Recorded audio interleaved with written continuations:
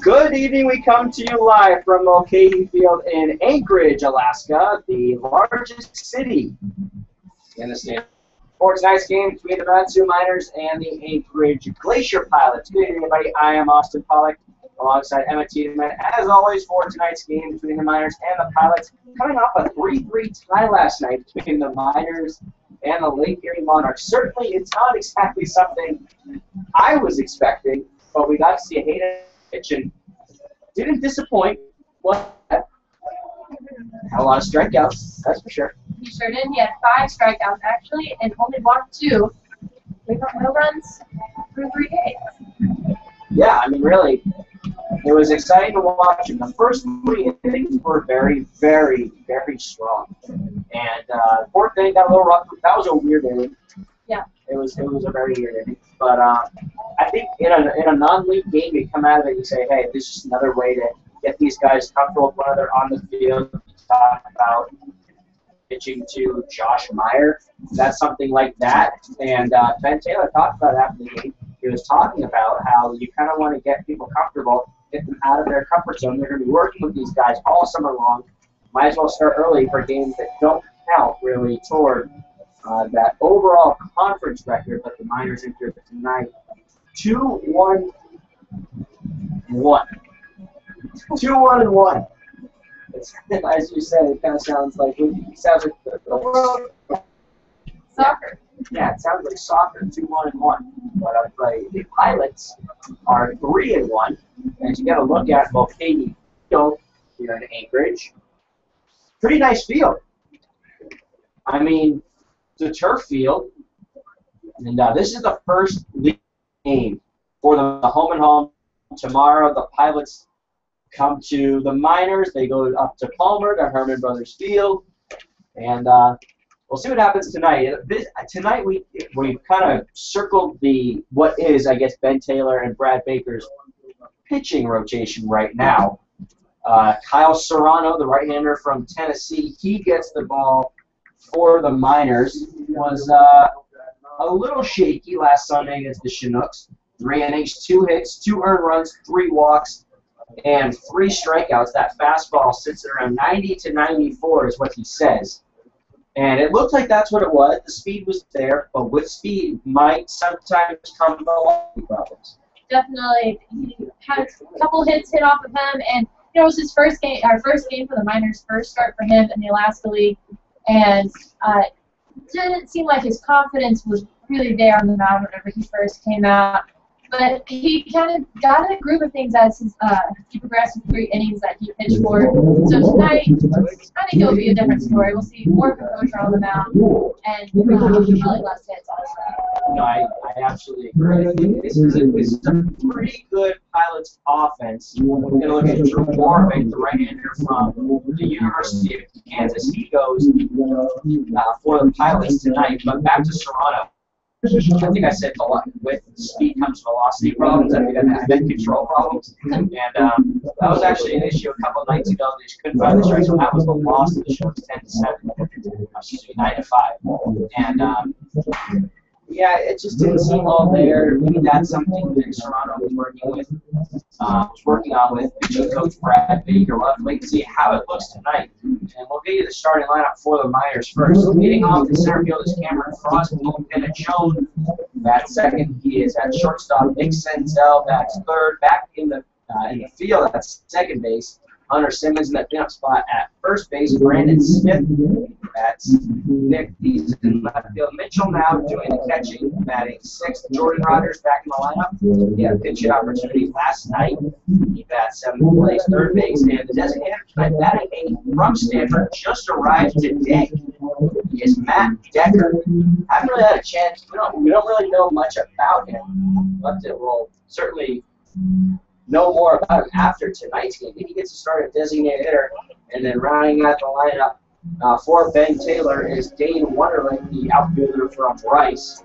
The umpires are here, as you can see, making their way toward the plate. You know, getting closer to baseball. Not a lot of people here, despite it being right. I guess you can call Anchorage. It is the biggest city in Alaska population-wise. But I think there's two teams in Anchorage, the Bucks and the Pilots. So I think maybe we haven't seen a game against the Bucks yet. But I wonder if there's more people that come here, or if people in Anchorage, there's more to do than to come to an Alaska Baseball League game. But we know that is not the case in the Valley. The attendance are pretty good. Around the, say 500 to 600 mark. Yeah. 402 last night, 596 the night before that, 612. Pretty good numbers. So, yeah, the people in Palmer really love their minor. Yeah, they really do. And I can talk. Let's talk about this a little bit. Let's talk about Cameron Frost. I think he is someone who has really. He's displayed that he's got a lot of talent. The speed. We've talked a lot about his speed, but he's been caught. He's been trying to extend for extra base hits, and he's tried to steal bases. He's thrown out. He tries to get that extra base on an RBI situation, and he's thrown out. Maybe he's testing the speed a little too much right now. He might be. And, looking at his numbers, he's leading off for the minors, hitting 389, and it has already 5 RBIs and 2 doubles. So I think that once he gets on base, I think that's what Ben Taylor wants out of him, is extra bases.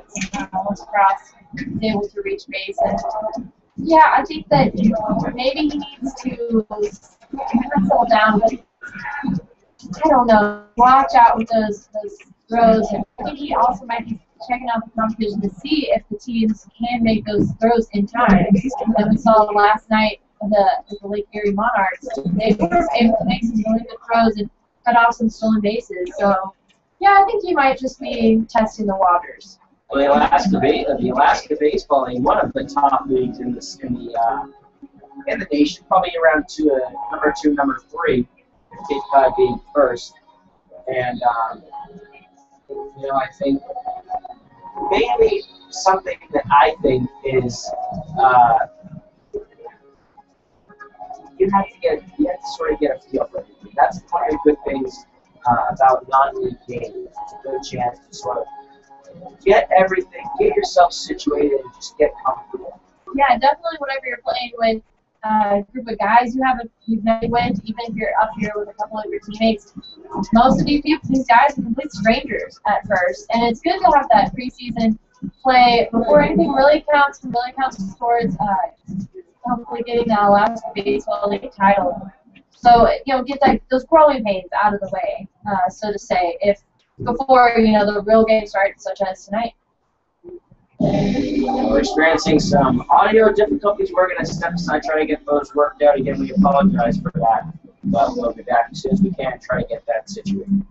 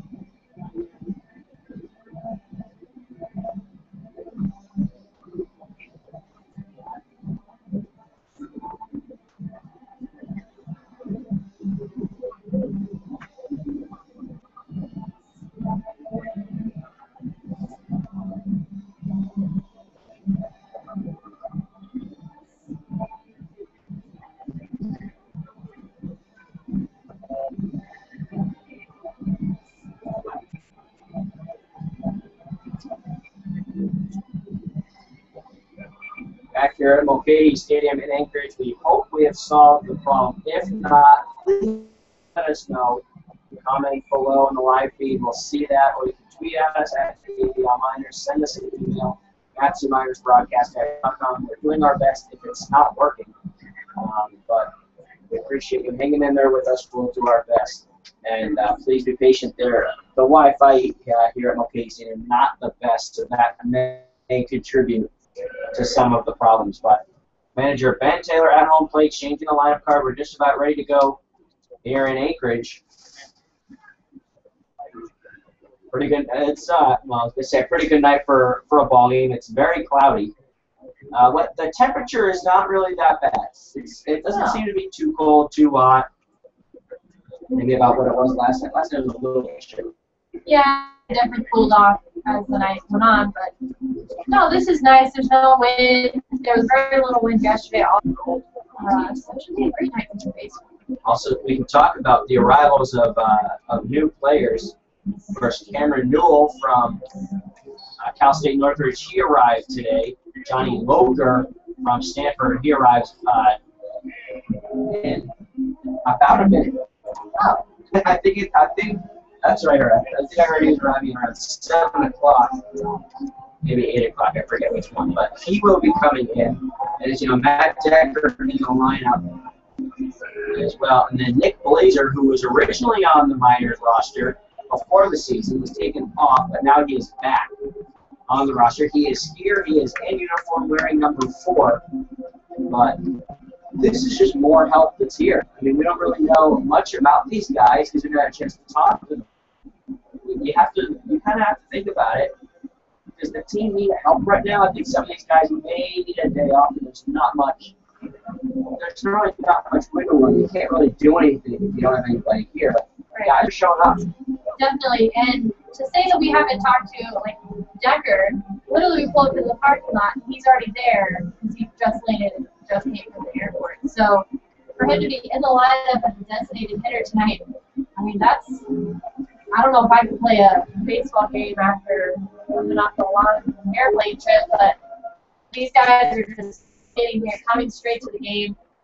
So what a pretty good, cool way to meet your teammates, I guess. It really is. I mean, think about it for Decker. That's kind of cool. It's like you fly here, you're sitting on the plane, and you wonder if later. Probably not. Next thing you know, you come here, and Ben Taylor, this is what happened. Ben Taylor. I know. Yeah. Ben Taylor is filling out his lineup card in the dugout, and he actually said, Decker, what number are you with? What's on the back of your jersey? So that right there, everyone's kind of getting situated still. It is the first league game of the series, but these two teams go at it again tomorrow night at Herman Brothers Field. But Kyle Serrano gets the start for the Miners tonight. That's where we are in Anchorage. So Cameron Frost will be the first man as the Miners are wearing their green jerseys tonight. They were yellow last night. I guess there really is no home jersey, away jersey. It seems to be that switched up whatever they're feeling like.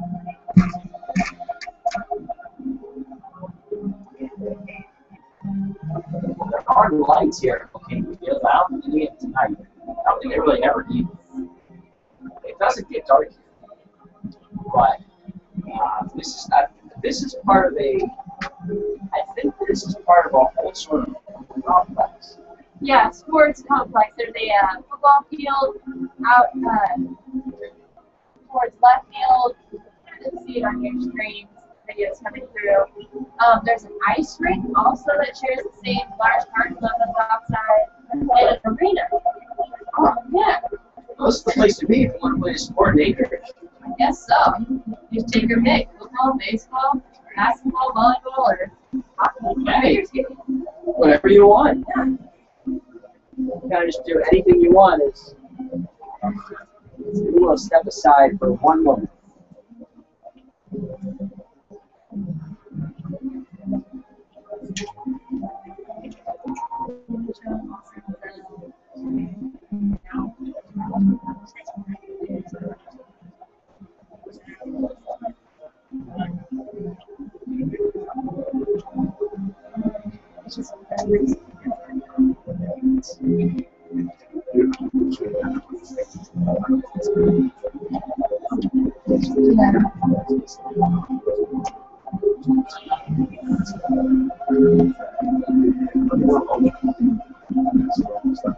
Okay.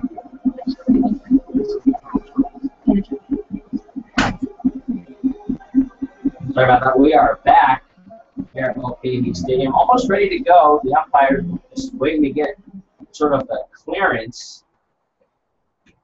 The Pilots are hanging around outside their first base dugout, getting ready to take the field.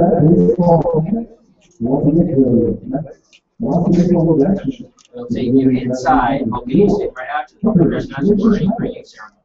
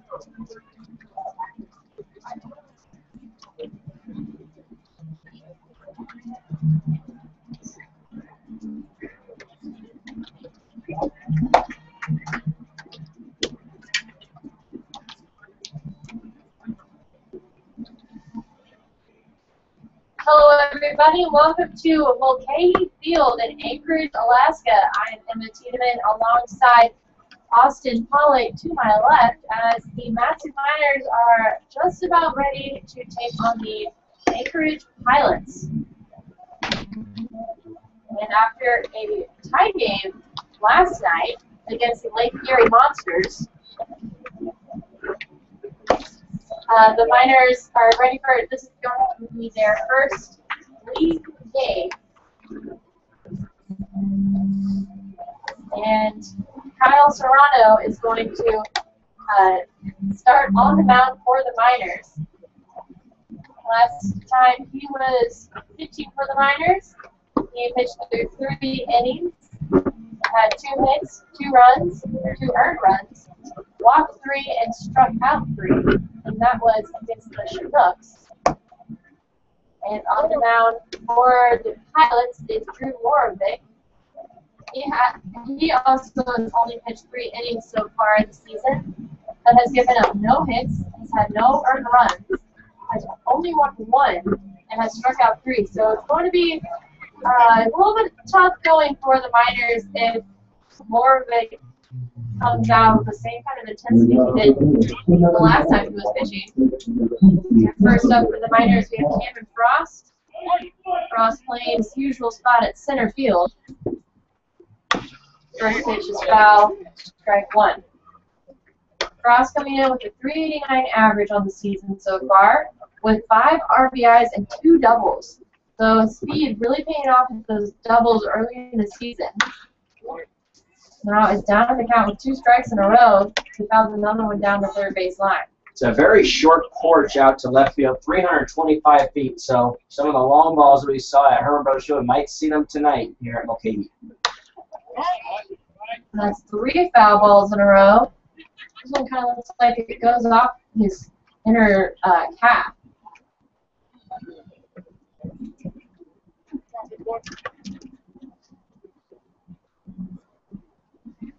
0-2 pitch. Very inside for ball 1. Defense for the Pilots, Kevin Beers at third base, Alex Maloney, the shortstop, Justin Protasio at second base, Trevor Podratz at first. Swung on straight up the middle, ground ball scooped up by, or it was about to be picked up by shortstop Maloney, but it bounces off the second base bag, and Frost is able to reach first base. Cameron Frost gets on base again. He leads the Miners in batting average. And the next man up to the plate, Paul Penichon, he's right behind him. Paul Penichon hitting .375. He's had 3 RBIs and 3 doubles.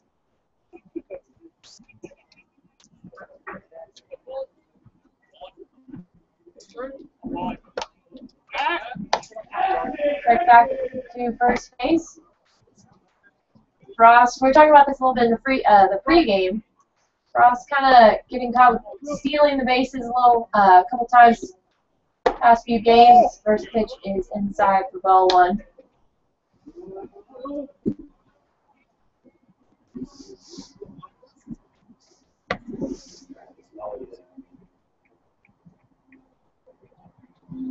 Pitch swung on, short chopper, scooped up by Maloney, and Penichon is able to reach first.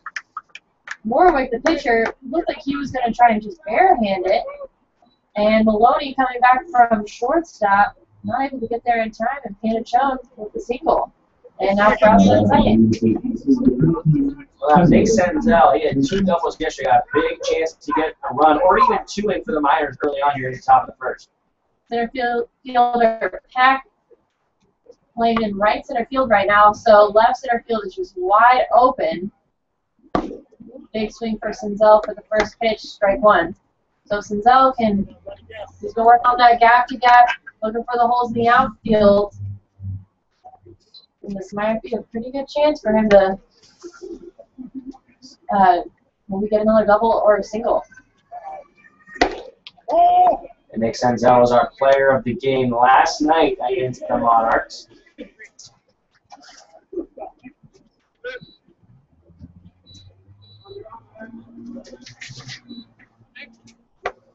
One ball, 1 strike. Pitch swung on, fell back towards the Miners dugout.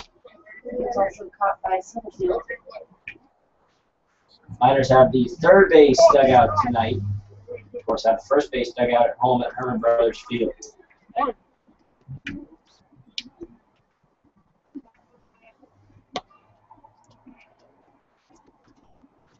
So 1-2 pitch.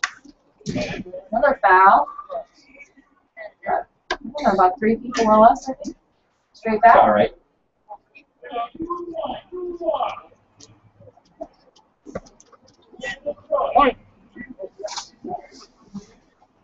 One ball, 2 strikes now for Senzel. No outs. Runners on first and second. And Senzel takes one to the back, his back right shoulder blade. He's hit by a pitch, and first 3 batters have loaded the bases for the Miners. And there's still nobody out. He's still the first 3 bats. That brings out Hunter Simmons. He's watching him at batting practice. Hit a couple out of here toward left field. Be an early grand slam opportunity. The ball just flies out of here. That's what I hear. Simmons has 1 RBI so far this season. I'm excited to see it too. I haven't seen a home run yet. Simmons takes the first pitch of the strike.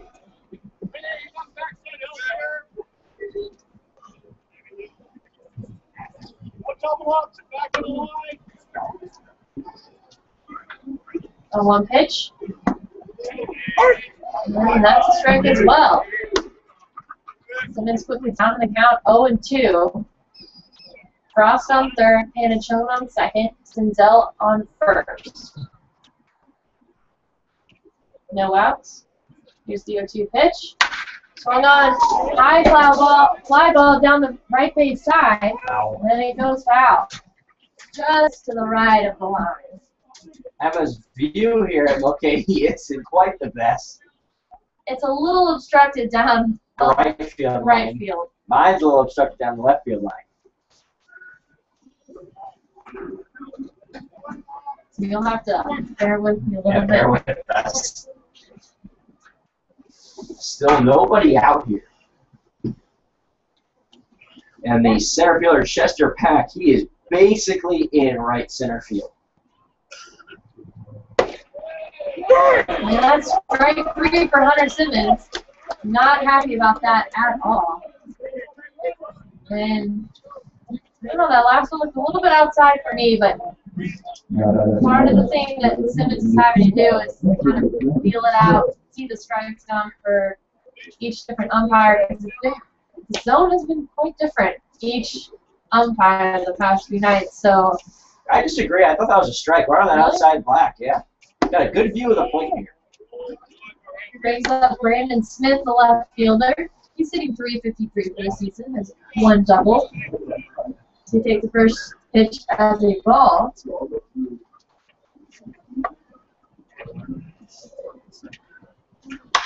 Going on down the right field side, able to get it down for 1 bounce, and Frost runs in for the first run of the game for the Miners.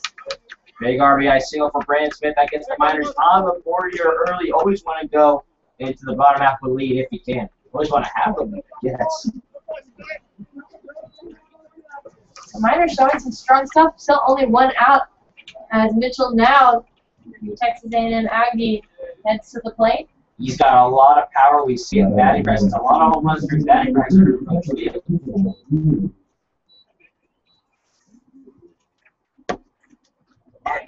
First pitch, strike. That's just about at the same spot that Simmons' last strike was at. It's interesting to see the different home plate umpires and sort of the different strike zones and late calls, early calls. This umpire is a very early call. Pitch in the exact same spot, pretty much, for strike 2. Mitchell down the count 0-2, 1 out. I don't think he agreed with that one. He kind of stood there and was looking out like, really? That was a strike? I don't think he agreed at all. 0-2 pitch, high fly ball to right field. And that's out number 2 for the Pilots as Sandell, or Shannon Jones slides into home and is safe and catches the row, not able to keep the ball in his glove. So that's now 2 runs scored for the Miners. See, that was an interesting play at home play. I don't know how great a view you guys had it, but the catcher, Thoreau, actually caught the ball, dropped it, and I don't think that Paul Jones ever actually touched home plate. He was standing around, I think, waiting for the home member to make the safe call. He never did. And that's when he went back to check. He stepped on the plate. And then the umpire made the sign that he was safe. Now Jordan Rogers at the plate. Jordan has had 1 RBI and 2 doubles so far, or 1 double.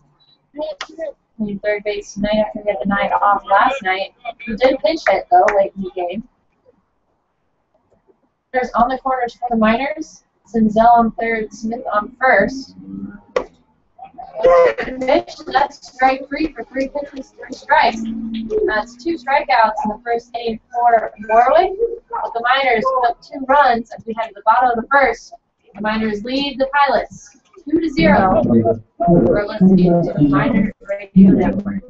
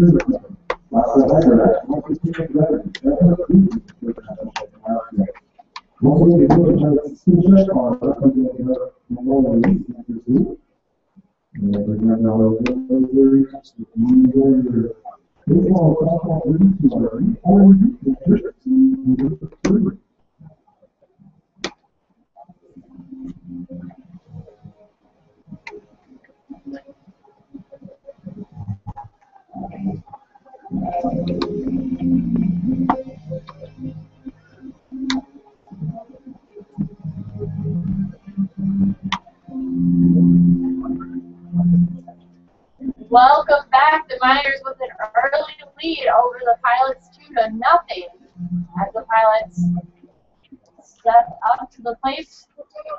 Kyle Serrano on the mound for the Miners.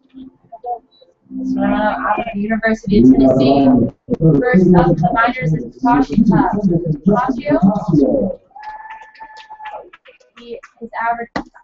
His batting average is at 188 so far this season, with 1 RBI, 1 double, playing in the second base position.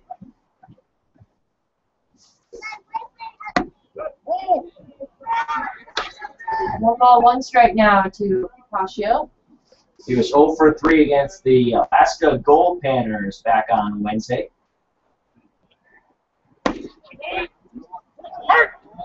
Batting to the left of the plate. Pilots were supposed to take on, I believe it was a non-league game. Yeah. They were supposed to play yesterday at 2 o'clock here at Mulcahy, and they rained out. And Serrano with the early strikeout to start things off for the Miners. You gotta be happy with the way the Miners are playing so far tonight. It's early, but hey, 2 runs in the first on 3 hits. You never complain about that. No. This brings up Alex Maloney, the shortstop, batting .231. Well, high and outside for ball 1 for Serrano. Alex Maloney just finished his freshman year at Ball State, 6'2", 180 pounds. Was 1 for 4 on Wednesday against the Panthers. High and inside this time for Serrano. 2 balls, no strikes. For Serrano, the fastball around 90 to 94. He also knows a curveball and a changeup.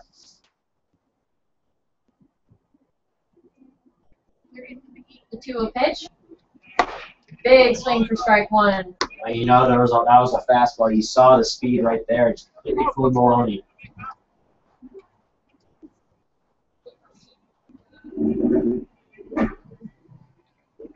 Two-one. Another big swing by Maloney for 2 strikes now. Well, if Serrano gets a strikeout here, he's going to start looking like Hayden Howard from last night, picking up all those strikeouts. Here's the 2-2 pitch. Covered on the first base side, and Maloney able to reach first base. Wonderlic. Having to scoop it up and throw it back into the infield. Hunter Simmons gave that a shot. He did. We've seen him make a lot of great plays at first base. That one was hit very hard, so give a break right there. Yeah. Sean Wood, the left-handed batter, now at the plate, batting .167. He has had a triple early in the season. High and outside for ball 1 by Serrano.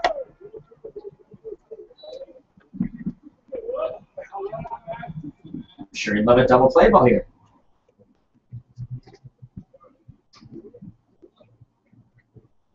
A little bit high for ball 2.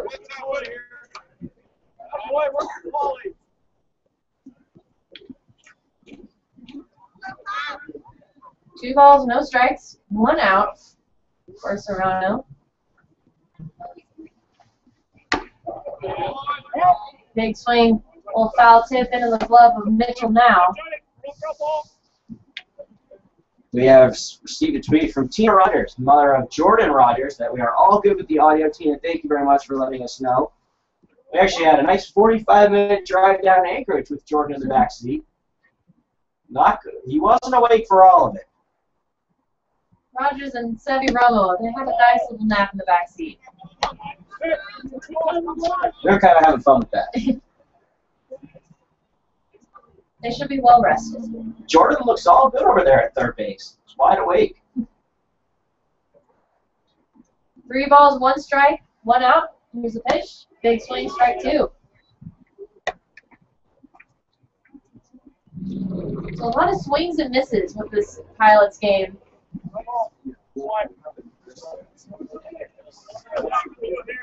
Trevor Podratz, first baseman from Hawaii, waits on deck.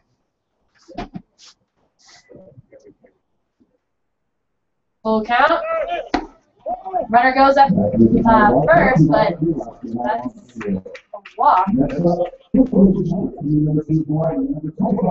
Brings up first baseman Trevor Podraz.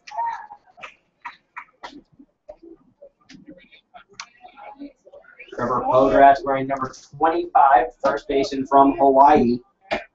Calls Temecula, California home.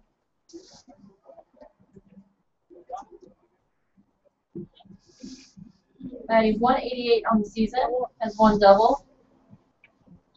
The right-handed batter. Trevor's third consecutive summer playing collegiate summer ball. I believe he was on the Cape last summer. He was member of the Wareham Gatemen. Big swing for this first pitch, strike one. I had the opportunity. I was calling games all summer long for the Wareham Gatemen. Trevor's roommate is actually Tino Lipson. Lipson just graduated from Cal Davis. They were roommates, and Tino Lipson was on the 2012 Matsu Miners. Pitch in the dirt, or turf, I guess. Yeah, turf. Ball one for Serrano. Trevor played in the Northwoods League going into his sophomore year of college. Of course, on the Cape last summer, now here in Alaska. He sent me a message a couple weeks ago saying, hey, I'm playing in Anchorage. Foul back behind us. Foul ball does damage to your car. Go visit our friends at Napa Auto Parts. Locations in Big Lake, Palmer, and Wasilla. Visit www.napaalaska.com. 1 ball, 2 strikes, 1 out. Runners on first and second for the Pilots. So the tying run is at first. The leading run is at home. 1-2 pitch. Another foul ball back towards the first base side. Trevor's got a lot of power. It doesn't really look like it. He's in that cleanup spot, but he's got a lot of power. If he gets the pitch he wants, you got to expect it to go. 2 home runs on the Cape last summer. The 1-2 pitch. Big swing for strike number 3. That's his second strikeout so far this evening for Kyle Serrano. Brings up Nico Sides, the right fielder.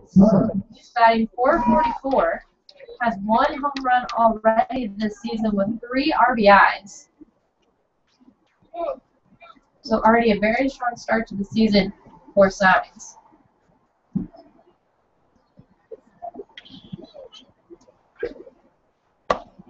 First pitch in there for strike 1.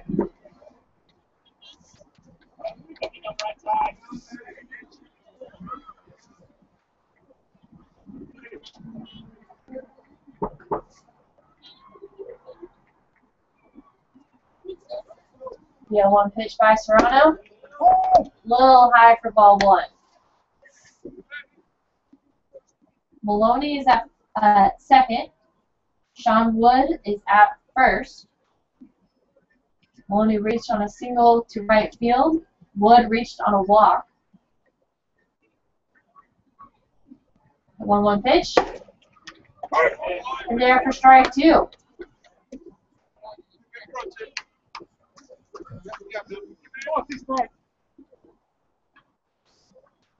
One ball, 2 strikes, 2 outs. 2 runners on.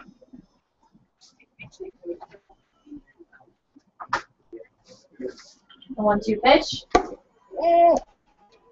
Little high ball 2. It feels like this has been a long inning, but I think it only feels like that because Hayden Howard yesterday just pitches so quickly. But Serrano has looked pretty good.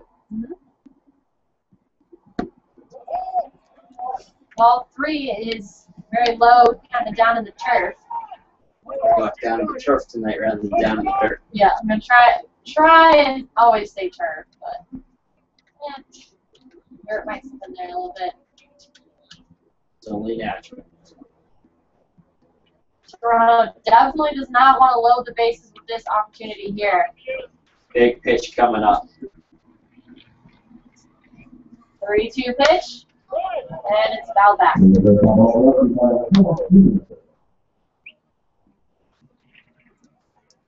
You can always send us a tweet at ABL Miners or send us an email, matsuminersbroadcast@gmail.com, or comment on the live feed below. Let us know how we're doing. We appreciate your feedback.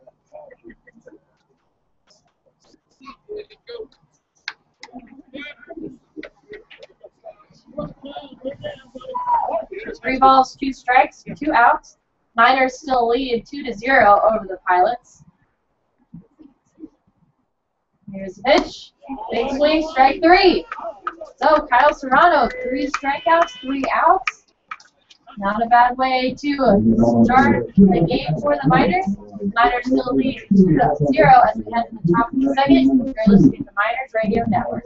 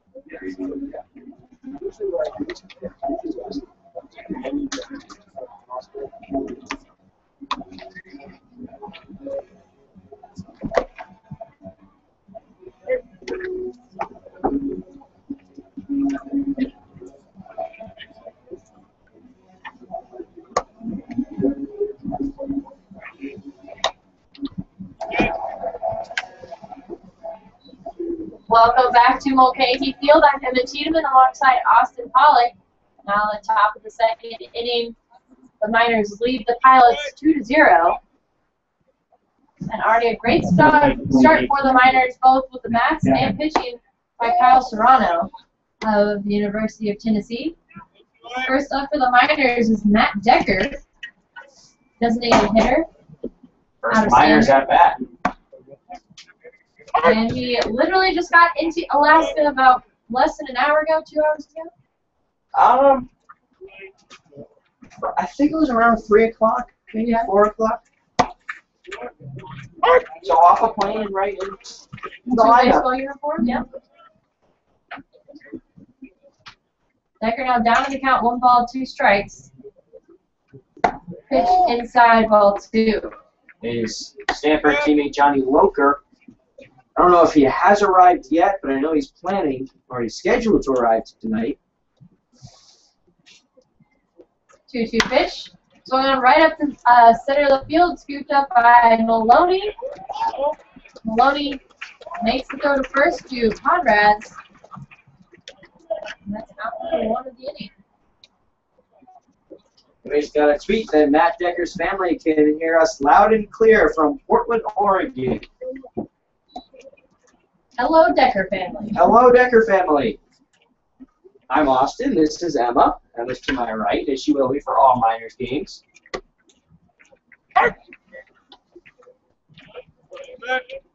Brings up Dane Wonderlick at the bottom of the batting order. Wonderlick hitting even 200. Had a outstanding triple in the first game of the season when the Miners scored 5 runs in the 9th inning to beat the Chinooks.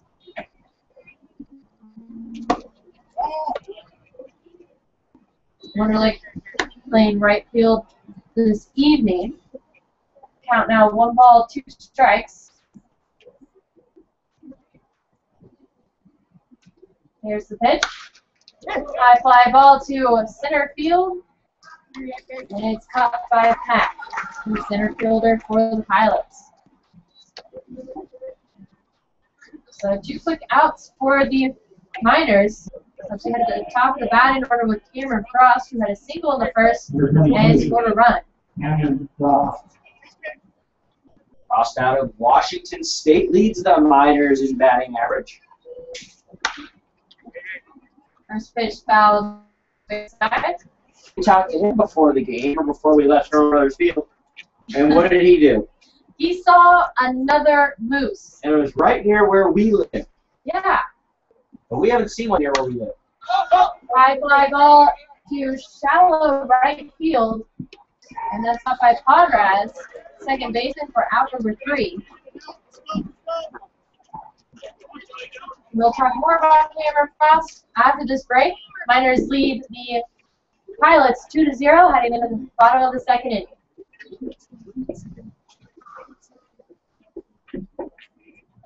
In the top of the second inning, the Miners no runs, no hits, no errors. No. Inning 1.5 is the Miners 2 to the Pilots nothing. High score right on the early.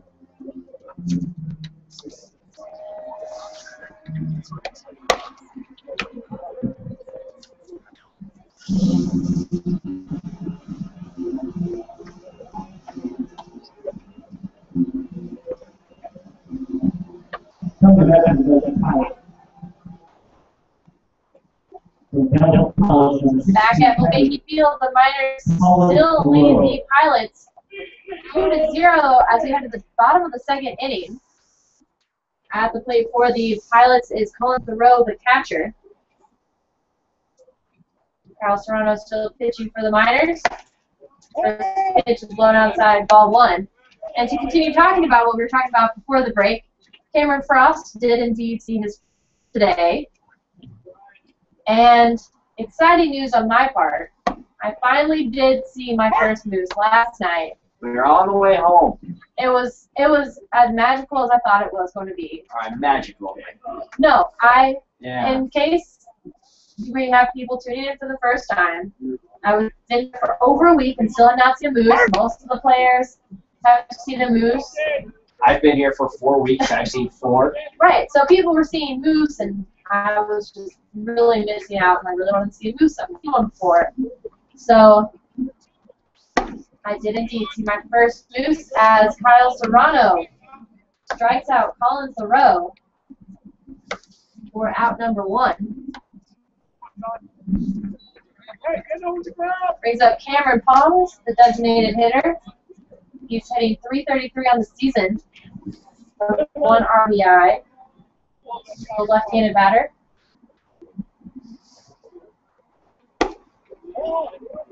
Thought about swinging at that one, and takes the ball.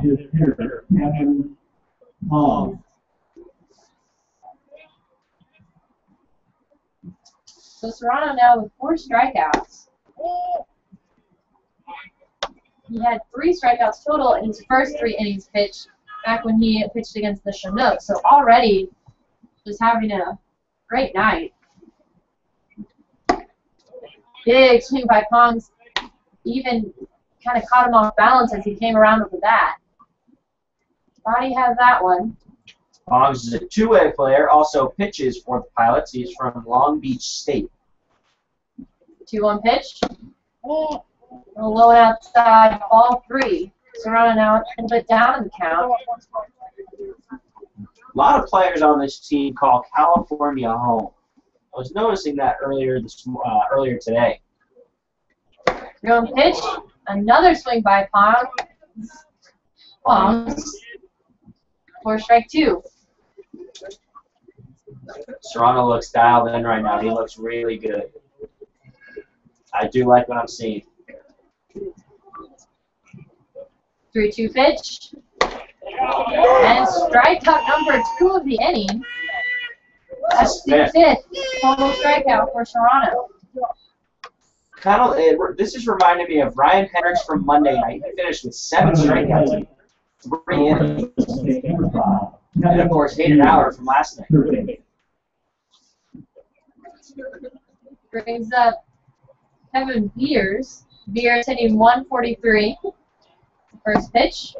Big swing, strike 1. Is a single fly very low on the field. Over the field. Kevin Beers, a third baseman from Fresno State. 1 pitch. Throws inside for ball 1. You see, I think Serrano right now, he just seems much more calm, much more comfortable. Of course, he got the opening day nod. And that brings a lot of pressure. On ground ball up left field. Drew Rogers and Panachone, the third baseman and shortstop. And Beer is able to reach first base on single. Yeah, I think that Rogers dove to his left. I think he just dove a little early, right under his glove. Definitely early. Chester Pack now batting for the Pilots. The center fielder hitting 167 so far this season, has 2 doubles.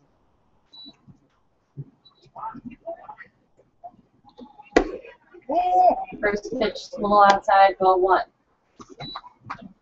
Pack from Cal State Northridge, a teammate of Cameron Newell, who just arrived today.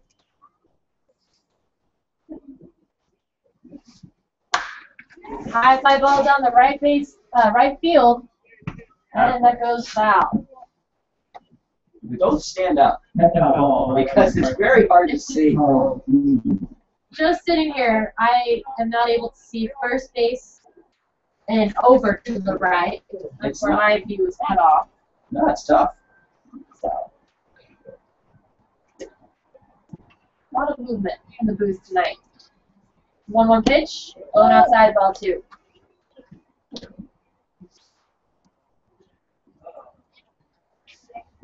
So the tying run is at home. Mears with a lead off of first. Pitch. Line drive to the right field. It drops. And rounding second is Beers. Beers sliding into third. And Rogers moves the ball behind him. Beers will score. And Chester Pack reaches second on the error, I believe.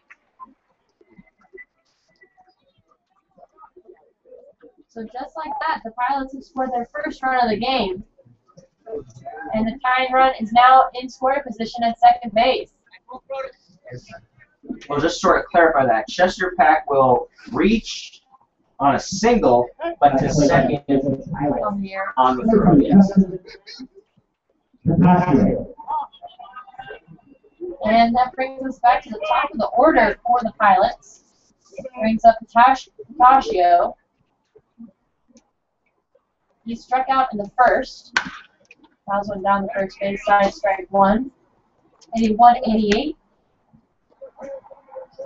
Playing second base tonight. From the University of Kansas. My school's biggest rival. Oh, yeah. Rival back, and has rivalry back to the Civil War days. The Missouri Tigers and the Kansas Jayhawks. That was a thing back in the Civil War. I've never mentioned to you that I nearly went to Missouri. Yes, with the journalism school. I did say that? Uh-huh. I'm a little forgetful. 1-1 pitch fouled down the first base side for strike 2.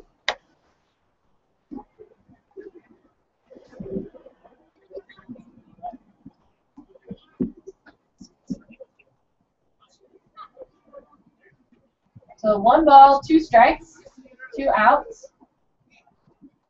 for Patashio.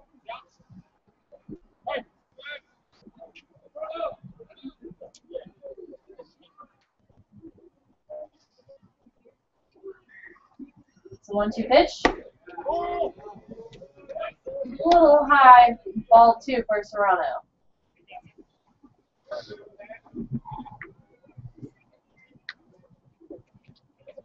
Cameron Frost kind of shading to left center field, a little bit towards the left tonight. Another foul ball down the first base side.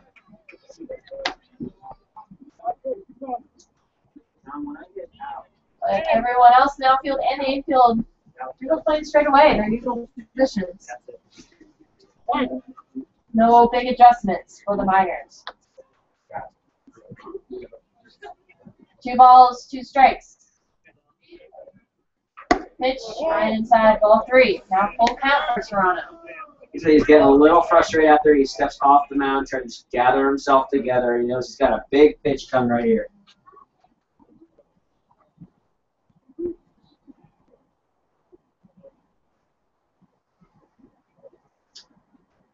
Three-two pitch. Swung on. Just a looper in the left field. And both runners will advance. Christopher Peck heads to third, and Paccio takes his place at first. So that's 3 hits so far this inning, with 1 error. So, hey, number 6, shortstop, Alex Maloney. Brings up Alex Maloney, the shortstop. He had a single in the first, made it to second, but then was left on base. He's hitting .231 this so far. The 3rd best of this Pilots lineup. He has 1 double on the season. So runner to the corners. Fouls one back. His tying run is at 3rd for the Pilots. The Miners still lead 2-1. Miners 2 runs on 3 hits. Pilots 1 run on 4 hits. Big swing, strike 2. Kyle Serrano now up in the count. No balls, 2 strikes.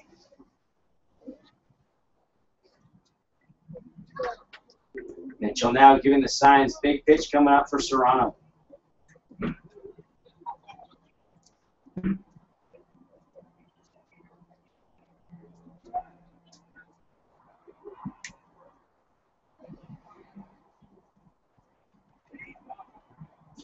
The 0-2 pitch.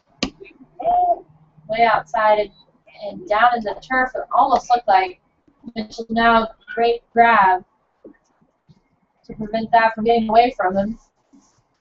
Chester Pack is ready to run on that one if that got away. 1 ball, 2 strikes, 2 outs. Tying run at 3rd. Here's the pitch. They're outside for ball 2.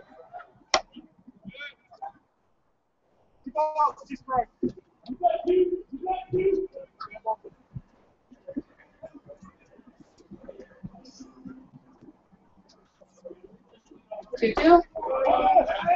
And throwing it back to 3rd to try to catch Pack off the base. That's ball 3.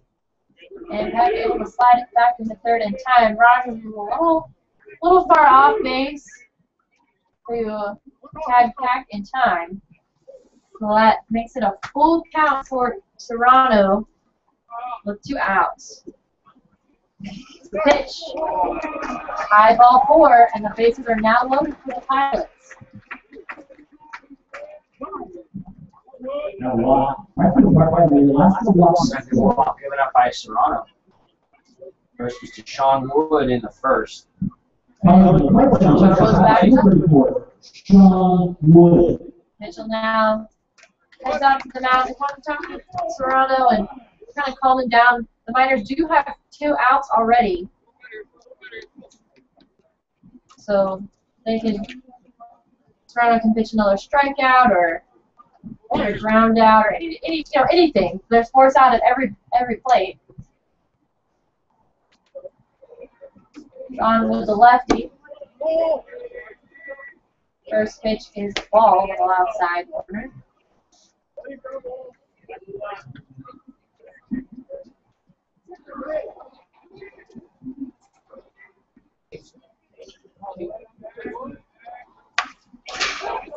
Second is foul back for strike 1.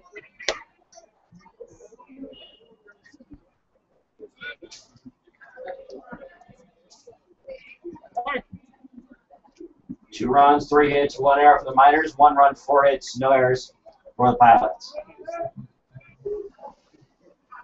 Cameron Frost playing sort of a more deep center field than we're used to seeing. Wunderlich kind of also deep right field. As Wood fouls another one back. That makes the count 1 ball, 2 strikes, 2 outs.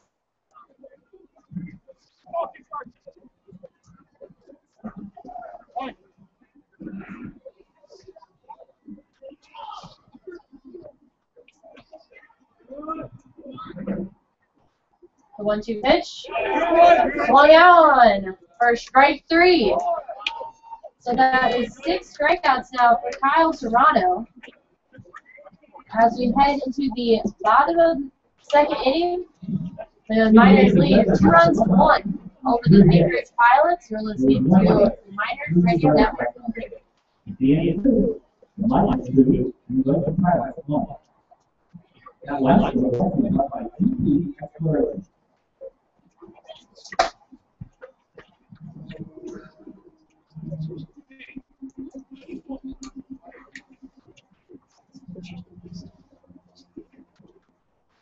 Member players will be helped through their injuries by Rebound Physical Therapy.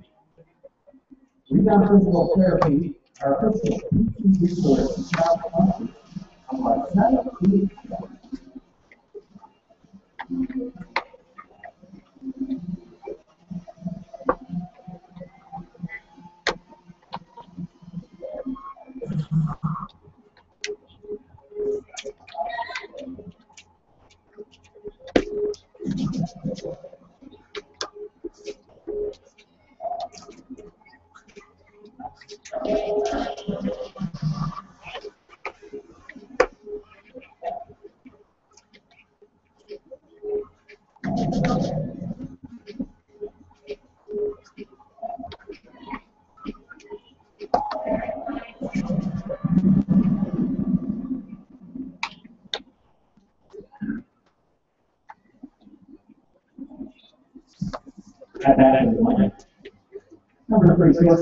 Third inning, MLK, Paul Penichon, Nick Senzel, and Hunter Simmons played it off against Drew Morvick, right-hander from the University of Kansas. Miners lead the Pilots 2-1 in inning number 3.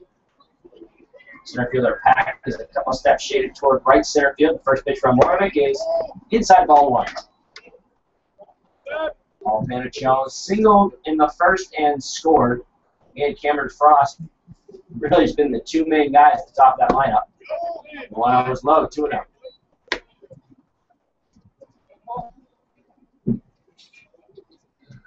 Kyle Serrano, 6 strikeouts. Struck out the side in both innings. Mr. Penichon deep down the left field line will get down for a base hit. Sean Wood cuts it off, and Paul Penichon with a long single to start off the 3rd inning. Second hit for Penichon. That'll bring up Nick Senzel. He was hit by a pitch. Back in the 1st inning. Trevor Podrat's holding on Paul Penichon at first base.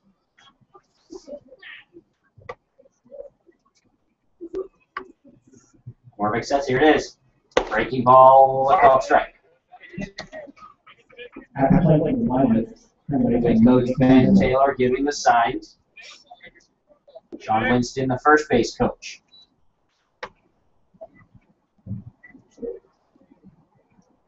Oh, 1 from Morvick. Here it is.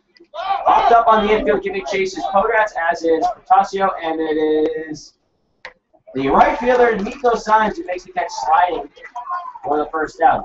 In foul territory. Nice play. 1 away for Hunter Simmons.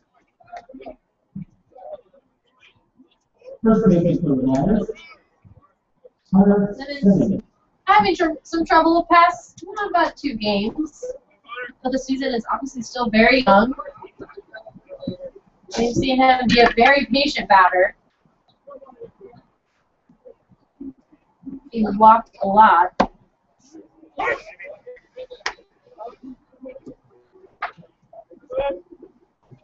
Last night, Simmons was walked twice.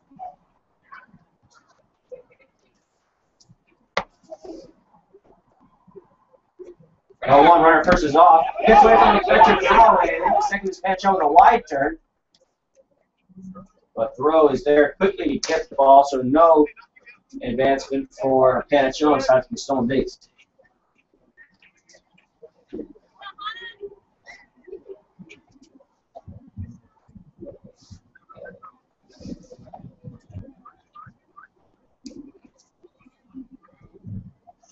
I want to count on Hunter Simmons. He struck out in the first.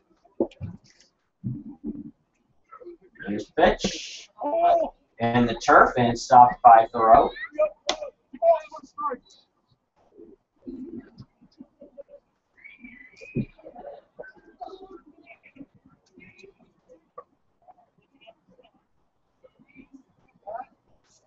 Two, 1. Called strike. 2-2 to Simmons. Brandon Smith singled. He waits on deck. 1 away. Pancho on second base. He singled and then stole second base. Up and in. Full count. 3-2.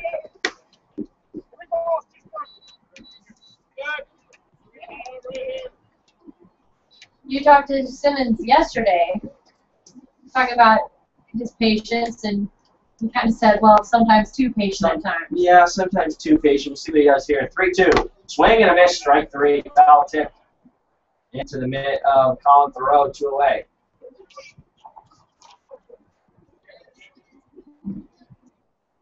Actually, they're going to say foul it off. He did. Right off. Oh, it was right off the mask of Colin Thoreau. So still a full count with 1 out.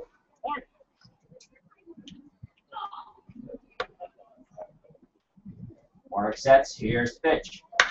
Ripped into the left center field gap. Giving Chase a shove when he makes the catch. Paul Pancho will get back to second base, but Sean Wood went a pretty good way to get to that ball. Seen it now hit twice that left center field gap with the outfielders. A lot of speed out there. They're able to get to those balls. The center fielder Pack playing more towards right center field, so the Miners can kind of keep the ball a little bit lower with a little bit more power, more of a line drive shot into left center field. I mean, then all day they can hit it there and get on base. Brandon Smith takes the ball inside, 1-0.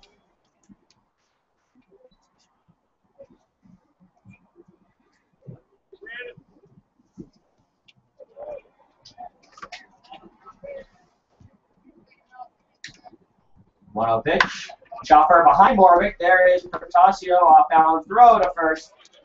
In time. So wasted double for Paul Pancho. Still 2-1 Miners. We had from the bottom half of the number 3. From Mulcahy Stadium back to Miners Radio Network.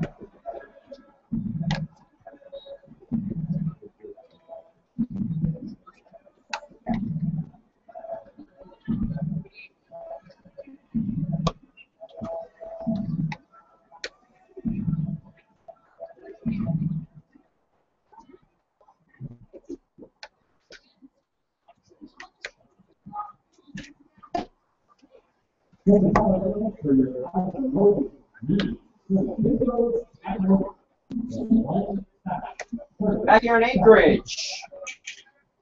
Miners lead the Pilots 2-1. Trevor Podres, Nico Saenz, and Colin Thoreau later on against Cal Serrano back out there first. They're going to have work.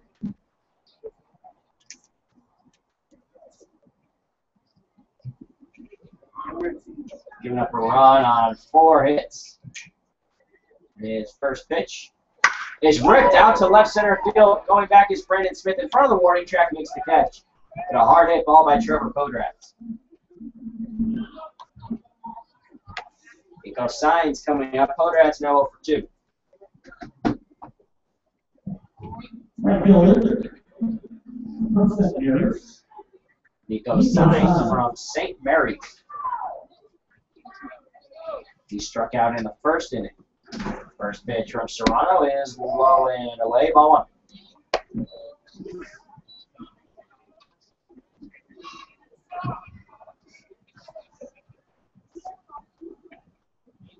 Serrano's pitch, 1-0, fouled straight back, 1-1. Colin Thoreau, the catcher from Delta Community College, he waits on deck. Now Serrano has 6 strikeouts through 2 1/3. Looking for more. 1-1. Here it comes. In the turf and right back to the screen. 2-1. That fly out to Brandon Smith in left field was the first time in the game that Kyle Serrano didn't strike out for an out. Each out has been a Kyle Serrano strikeout. 2-1. Called strike outside black. 2-2.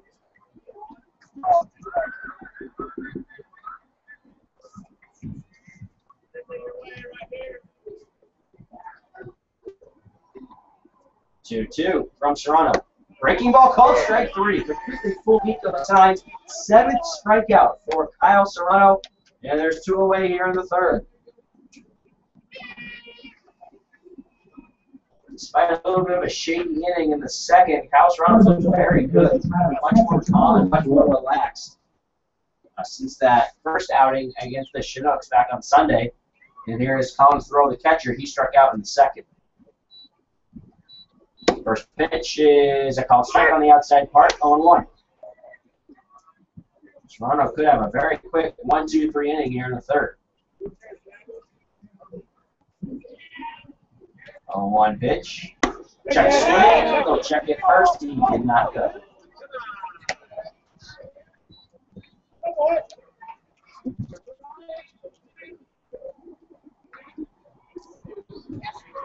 Serrano toes the rubber, looks for his sign from now. 1-1, here it comes. Swing and a miss, strike 3. Excuse me, strike 2. Got a little excited there. 1-2, 2 outs.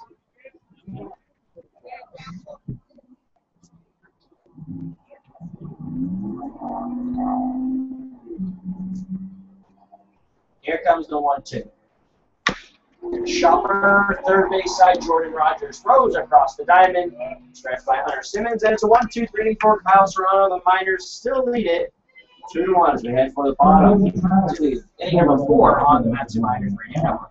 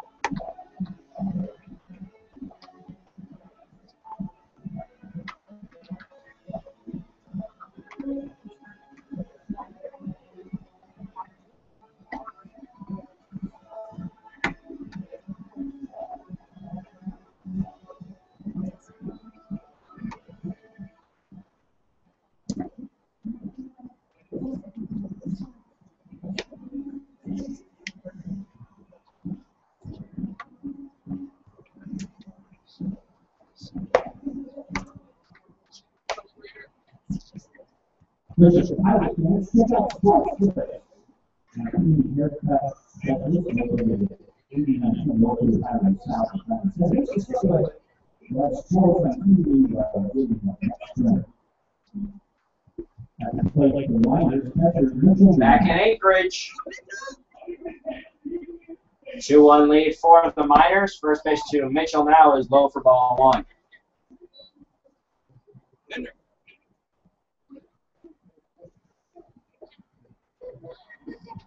1-0. Called strike, 1-1. 2 runs, 4 hits, 1 error for the Miners. 1 run, 4 hits, no errors for the Pilots. 1-1.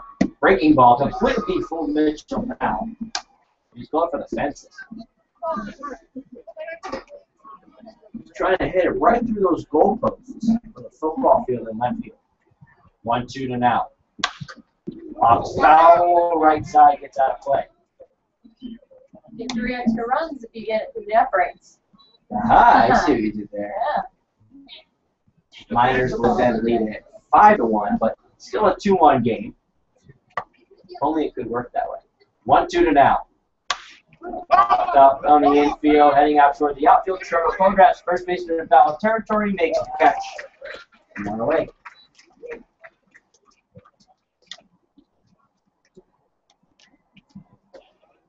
Bringing up Jordan Rogers, who struck out in the first inning.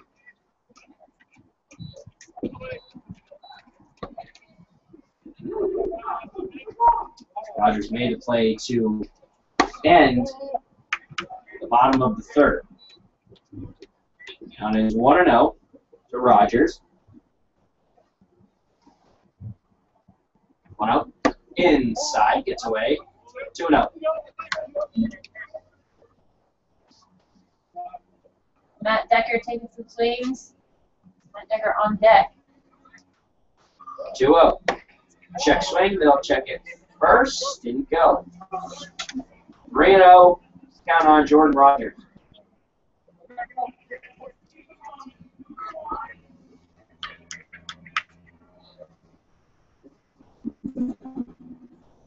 Rio. Strike. Rogers throws it out, headed back down for the first. But that goes from the umpire.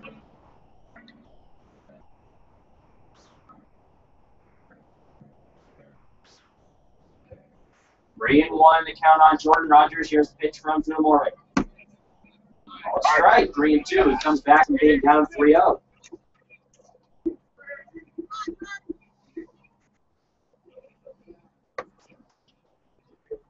Great 2 pitch. Hard grounder to third. Under the glove of third baseman Kevin Beers into left field, base hit.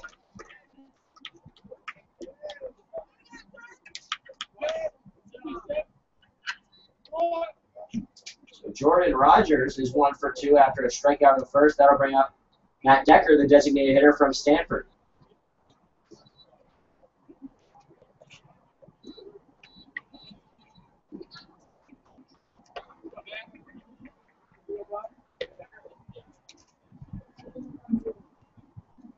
Morgan's pitch. Back up the middle and scooped by the second baseman for Tassio on the second and on the first double play. We got a 4-6-3 double play here tonight for Tassio, Maloney, and Trevor Podrat. And the Miners still lead it 2-1. We're through 3.5 in Anchorage. And 3-2-1 Miners. Yeah, the bottom half lead number 4 on that. So Miners. It's 2-1.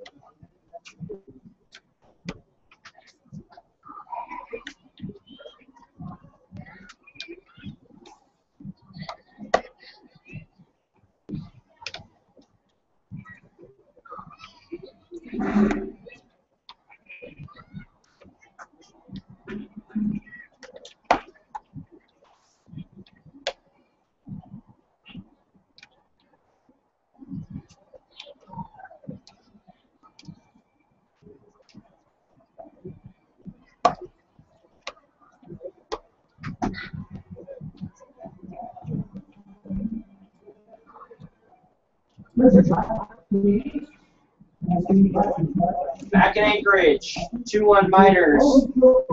Bottom of the fourth, Henry Palms, Kevin Beers, and Chester Pack for the Pilots. Kyle Serrano back out there for his fourth inning of work. First pitch is low high ball one. Serrano with 7 strikeouts through 3 innings. Yeah, he's looked pretty good. He looked a lot better than last Sunday. Broken back rounder to third. Jordan Rogers can't make the play clean. He'll still make the throw, but it will not be in time. There's Cameron Fromm reaches with an error. Second error for the Miners. The other was charged to Dane Wonderlick in right field.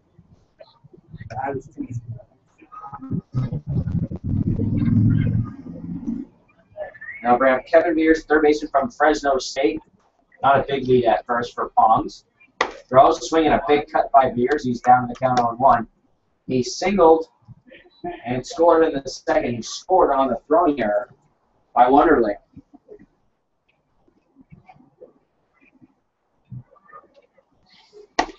Outside, 1-1.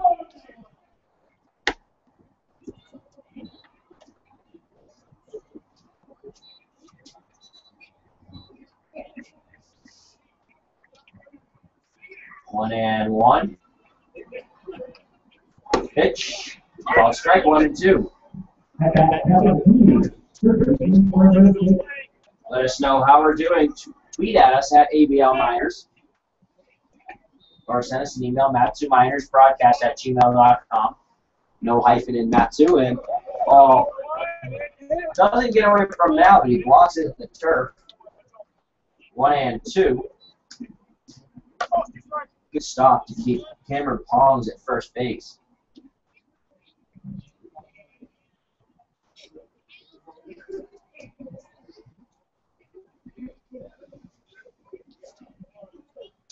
Two from Serrano. Fouled straight back. Foul ball does damage to your car. Visit our friends at Napa Auto Parts.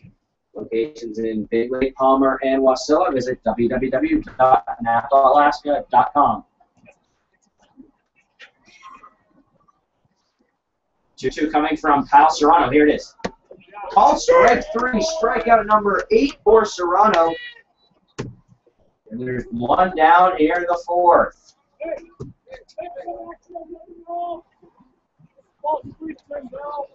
Well, he really has. He's got everything going for him. Other than that second inning, everything really seems to be working for Serrano.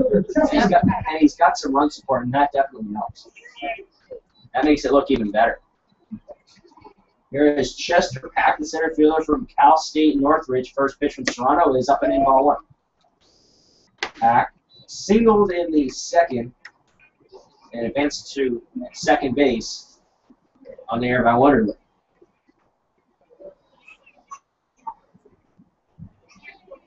One-0. Same spot, 2-0. Kyle Serrano, the right-hander from the University of Tennessee, wearing number 21 this season for the Miners. 2-0. All strike, 2-1.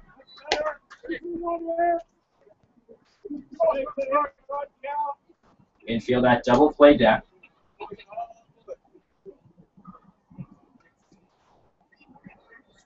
Two-1. High 3-1.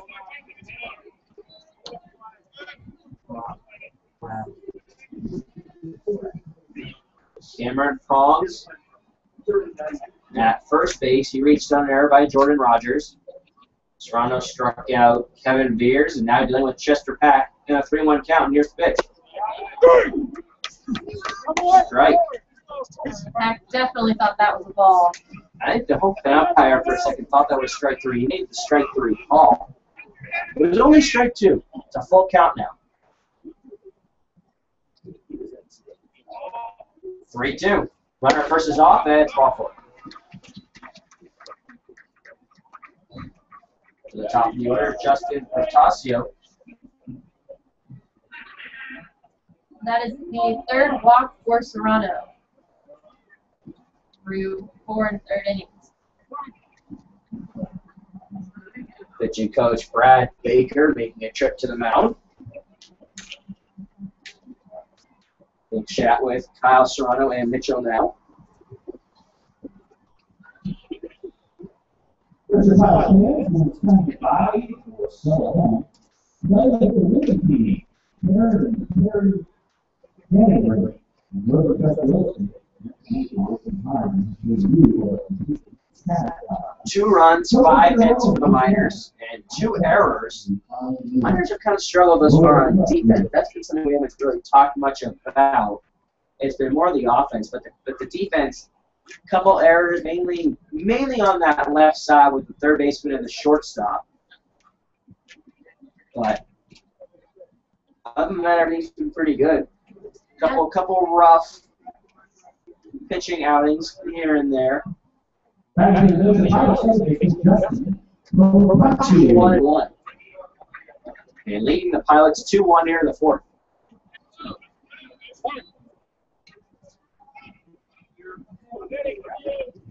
Serrano with 1 out and 2 runners on. Tying run at second. And the pitch to Protasio is out of play off to the left, 0-1.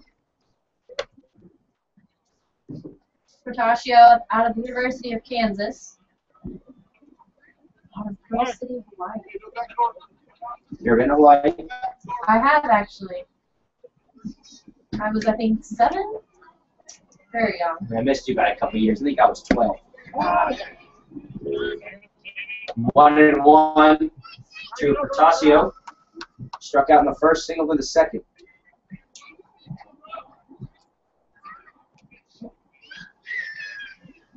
Protasio, the Kansas Jayhawk. 1-1. Outside, 2-1. Another fun Missouri-Kansas fact.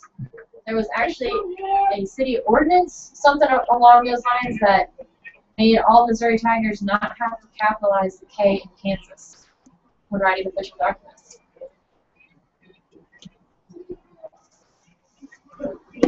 2-1. Well for ball 3. We're hearing that the audio quality is sort of on and off, and we think we kind of have an idea of what's going on. We think it's a Wi-Fi problem because we have not touched anything. Yes. That we're narrowing it down. We haven't touched anything, so we think it's Wi-Fi. If any of you out there maybe know what could be going on, feel free to let us know. We really want to bring you the best quality we can. 3-2 the count on Protasio. 1 away. Strikeout would be big here. Weak grounder to the shortstop. Panachone flips to second, on to first. Not in time, but they get 1. So Protasio reaches on the 6-4 fielder's choice. Chester Pack is out number 2 at second. And Cameron Pongs is at third base.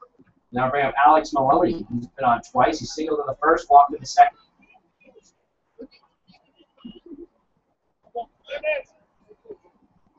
Maloney from Muncie, Indiana, freshman at Ball State.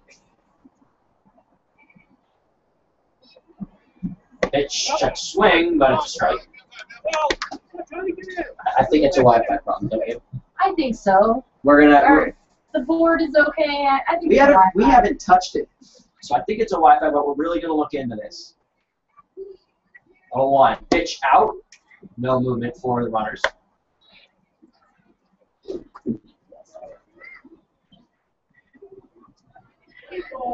Alex Maloney's father is also the head coach at Ball State. Also, like the man he's facing, Kyle Serrano, his father Dave is the head coach at Tennessee. Strike Maloney not too pleased. 1-2. Maloney is majoring in criminal justice and political science. Someone had suggested that I may minor in political science at one point in my college career. Said no? I gave him a silly look. 1-2 high fly ball to center. Cameron Frost heads back. He is under it. Make the catch for out number 3. Still 2-1 Miners. We head for the 5th inning here in Anchorage on the Maps and Miners Radio Network.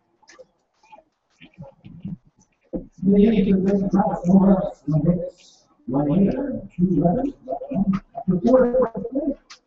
Still, the line is 2, right to top. Love.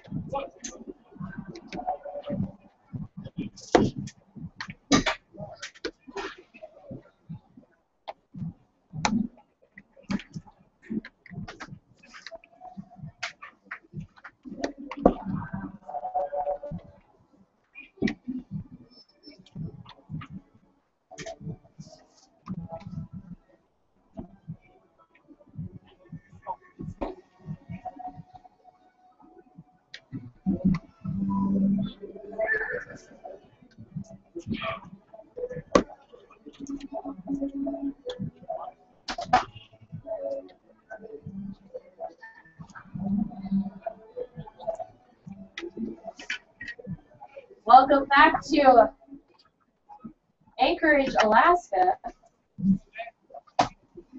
And then the team that alongside Austin Pollock leading things off for the Miners is Dane Wunderlich. He had a fly out to center field his last time at bat in the second inning. And the Miners still lead the Pilots 2-1. Shows bunt. Takes ball instead.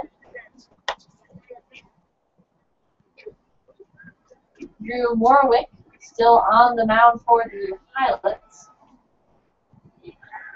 Here's the 1-0 pitch. And it hits Wunderlich on his left shoulder for the walk. Back to the top of the batting order. Cameron Frost had a single in the first inning and scored a run. And had a fly out to second baseman Philkins in the second.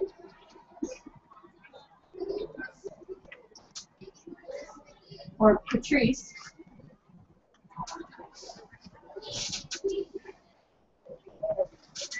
Have a little meeting on the mound with the infield.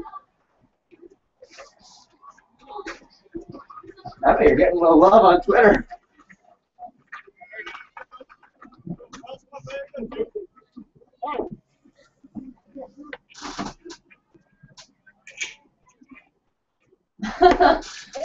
Oh.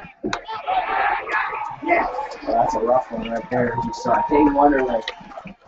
Catcher Colin throw, a quick throw back to first. Trevor Kodach applies the tag. They get Wunderlich too far off the base.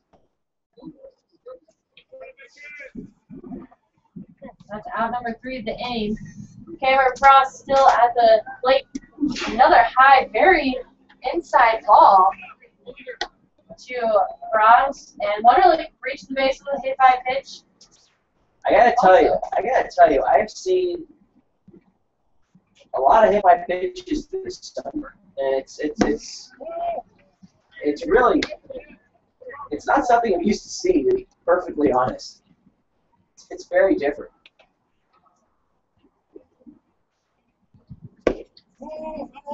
And that's ball 4 as Cameron Frost takes his base at first. Brings up Paul Panichon, the shortstop, had a single in the first inning, scored a run. Single again in the third inning and reached second base off of the steal and was stranded there at the end of the inning. And yes, I am a big Mizzou fan, but that's only because I'm a student there right now. First pitch is outside ball 1. And the SEC championship game, it's a little rough subject still. But hey, Mizzou was there, right? So. Hey, nobody asks about Syracuse football. No, they really don't. That's That's where it's at. We won't talk about Mizzou basketball if we don't talk about Syracuse football. How about that? 1 ball, 1 strike to Panachone, high and inside, ball 2.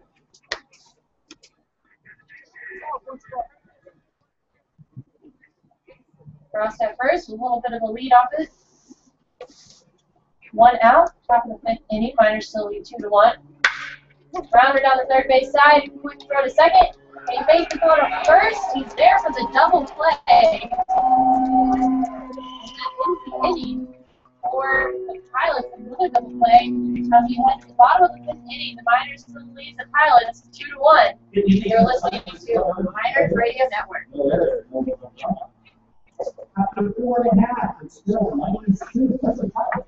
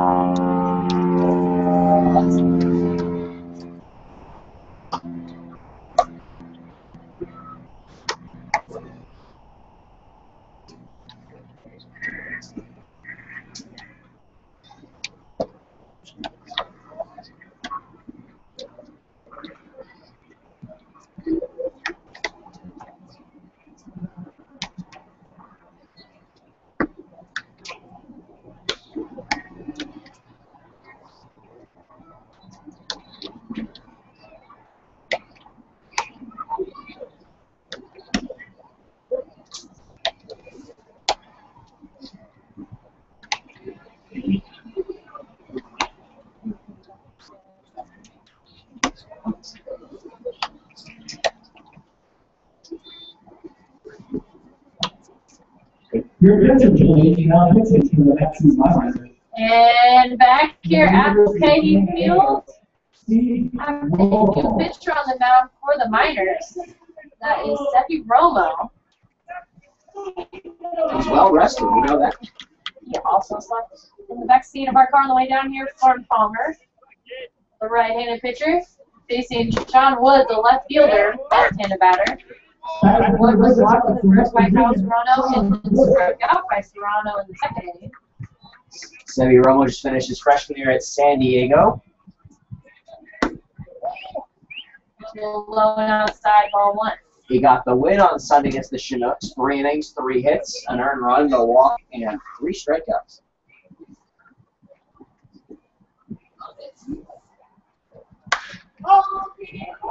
High fly ball on the third base side, excuse me, out of play.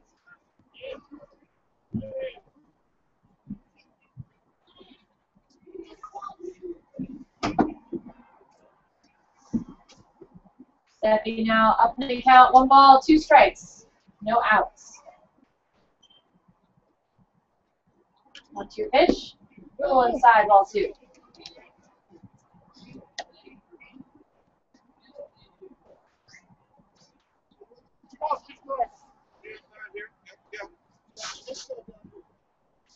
John Wood from West Virginia. College teammate of Bobby Boyd. Played on the Miners in 2012. High fly ball to right center field, going back is Dan Wonderlick. And he's there for out number 1.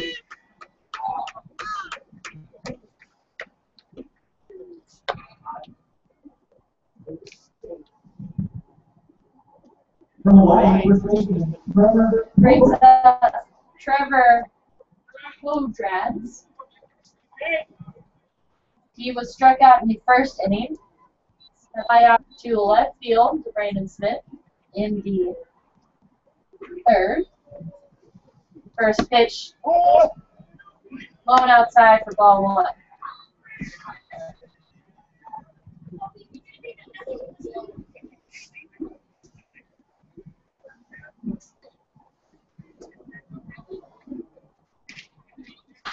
Swung on a grounder to Panachone. Panachone makes the throw at first. Out 2. So some quick plays here. The fifth inning by the Miners. Nico Signs is going to play basically his jersey like, I don't know. What do you call that? Unkempt. Yeah. A little untucked. A little kind of like a shaggy type. I don't know. But the entire left side is just like untucked. Swung on a grounder down the third base side. Signs has been then struck out last 2 times at bat in the first and third innings. He was Serrano's 3rd and 7th strikeout. 0-1 pitch by Romo. Inside ball 1.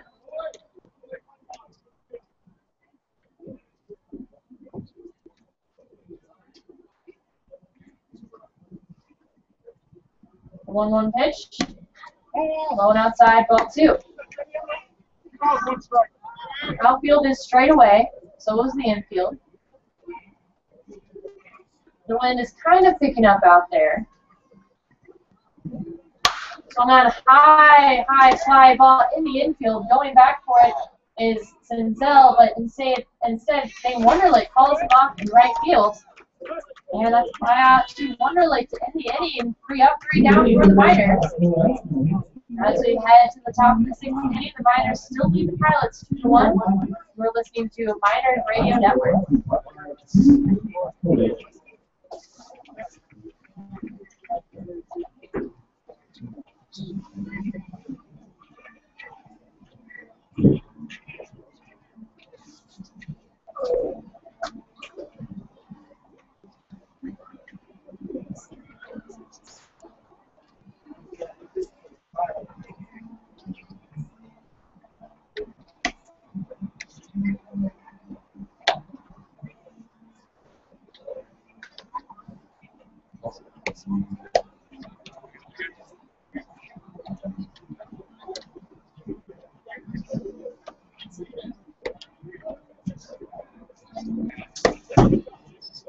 There's already reminder that there is not really better than the success rate of the race.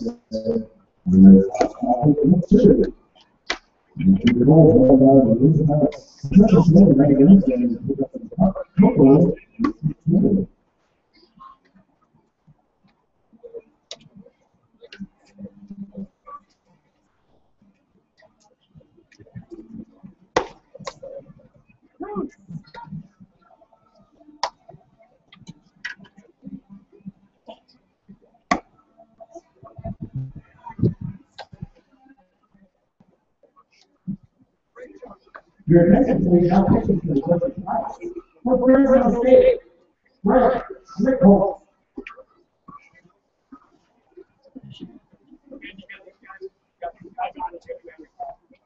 Back in Anchorage, the Miners have a 2-1 lead heading into the 6th inning. Nick Senzel, Hunter Simmons, Brandon Smith. There's a new pitcher on. For the Pilots is Fred Schlickholtz from Fresno State. Finished his freshman year. He's a left-hander, 6'2", 195 pounds. From Coronado, California, near San Diego. Lefty out to the right side, giving chase to Trevor Kodaks and the right fielder signs, and it is not caught. So Senzel has a 0-1 count against Schlickholtz.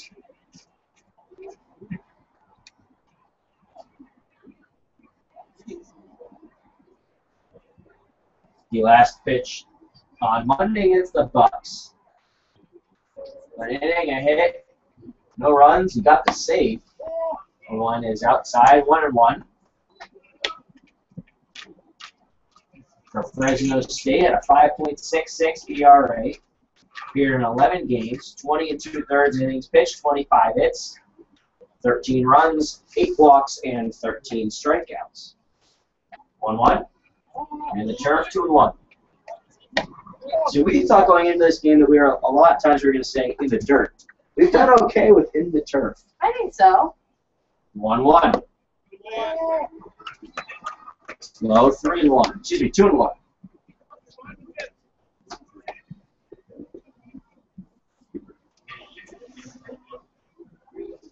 Two one.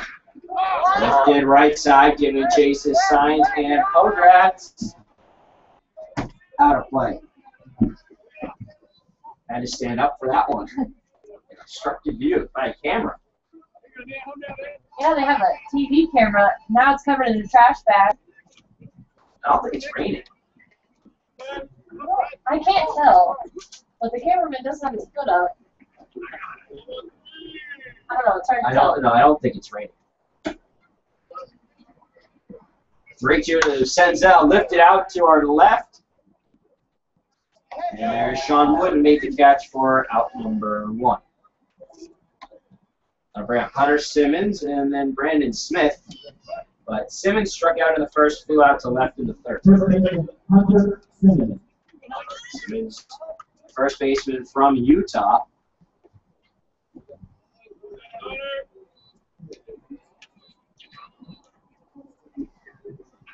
First pitch to him, to the right side, and foul out of play. That's our ball. That's his part like Carl Jr.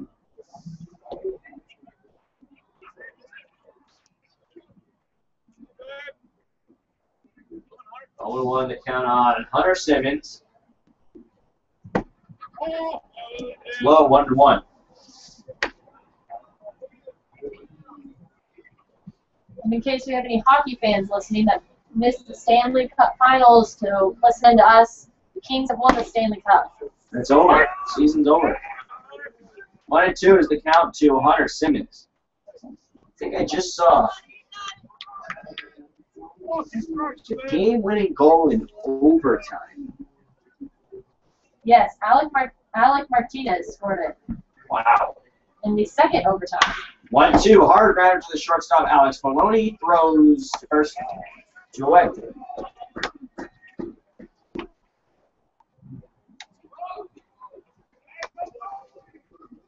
It's a pretty cool way to win the Stanley Cup. You play in baseball, winning the World Series in a walk-off home run. Winning a playoff game.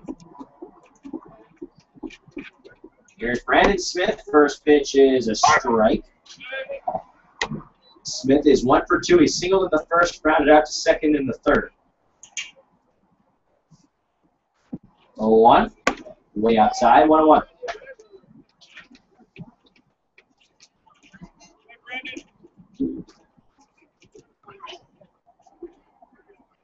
One. Rounder to right side, scooped up by Trevor Podratz, takes it to the bag himself. It's a 1-2 inning for Fred Schlickholz. The Miners still lead it 2-1 as we head to the bottom half, inning number 6. In Anchorage on Max Miners Radio Network. 5.5, -2, Pilots, 1. Now, let's go back to by GC Explorer.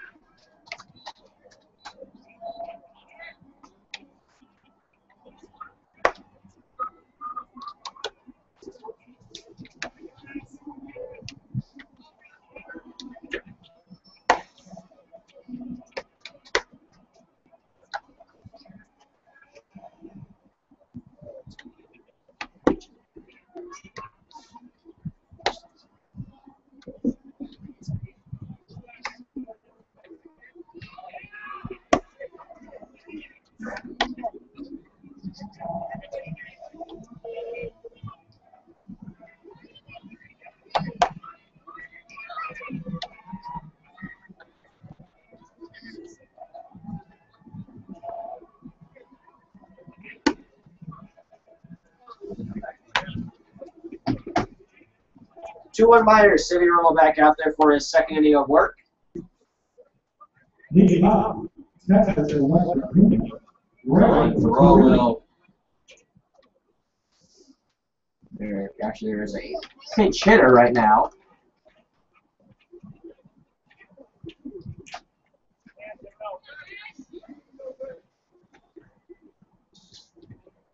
There's not. Colin Throw is the batter. First pitch from Romo, hard grounder, third base side, and foul.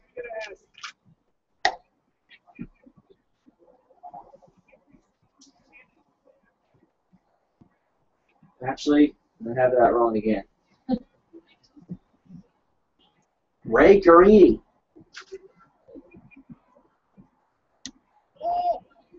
Count of 1-1. Garini out of West Virginia. Hometown is Highland Heights, Ohio. And he redshirted, was a bullpen catcher, redshirted last year.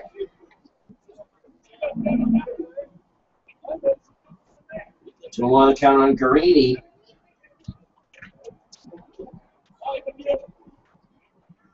Xavier Romo, a long look in, kicks, and here it comes, 2-1. On away, 3-1. So Ray Garini from West Virginia, also a teammate of Bobby Boyd from the 2012 Miners. He was 1-for-1 on Wednesday against the Panthers. It's a strike, late call from the home plate. Brad Garini disagrees. It's a full count. Cameron Pongs waits on deck.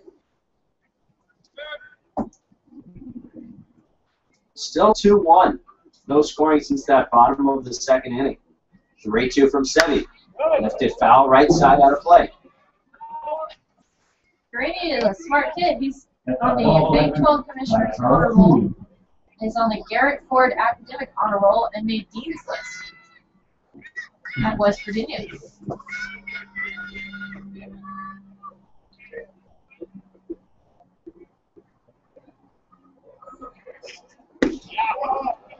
Takes ball 4, so leadoff runner on for the Pilots. That'll be Cameron Pongs.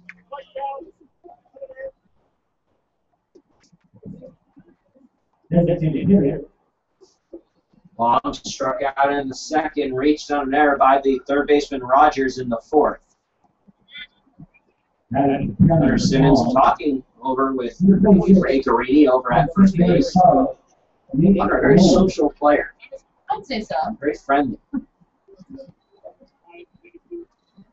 If you haven't seen the interview I did with him yesterday, you can check out our YouTube page, youtube.com/MatsuMiners. You can also see Emma's interview today. Just got that up. And Emma, why don't you tell us who that interview was with? That was with Josh Meyer, the Miner. That's a base hit over the shortstop, Paul Pinachone, in the left center base hit. So Garini up to second. Pongs reaches second time tonight. Coming up, Kevin Beers. Beers is 1 for 2. He singled and scored in the second inning. He struck out. It was the 8th strikeout for Serrano in the fourth.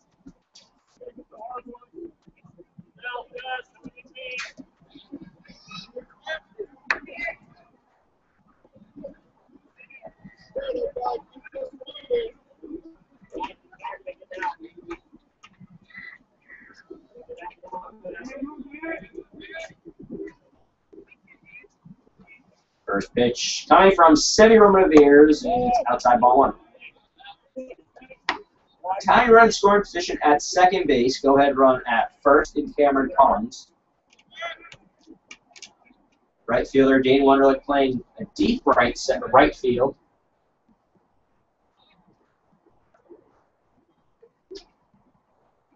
.325 down that right field line. 1-0 pitch coming from Sevi Romo. Lifted out to left field. Brandon Smith is going back onto the track and can't make a catch.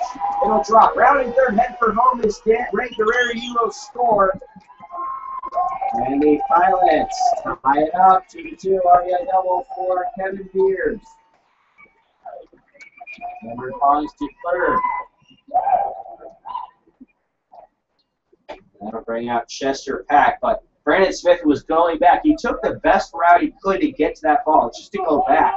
It wasn't a thing of you have to go diagonal or horizontal. He just went right back. I mean, that was the best play. It just got over his head and really couldn't make a catch. I don't think he really knew where the wall was. Yeah, he made it to the warning track. It looked like the ball, that's where the ball fell, was in the warning track, and it looked like he was going to catch it over his right shoulder, then it might have kind of curved it or hit the wind. I think it's definitely raining now. It might be. At first, it was just a routine. It looks kind of like a routine fly ball, but the wind was sort of briefly kind of blowing out to left. Yeah, I do see the rain starting to fall now. And I think there's a American flag and an Alaskan state flag out there in left field, right about where the ball dropped, and I think it might have hit some winds and went over Brandon Smith's left shoulder instead of his right. And definitely didn't help others out there in left field. Brad Baker making his way back to the dugout for a quick meeting with Sevi Romo. Here's Chester Pack. He's been on twice. He singled in the second, walked in the fourth. Sevi Romo looks in, has his sign. Takes a deep breath, kicks, delivers. Chopper in front of the plate, and we'll roll foul.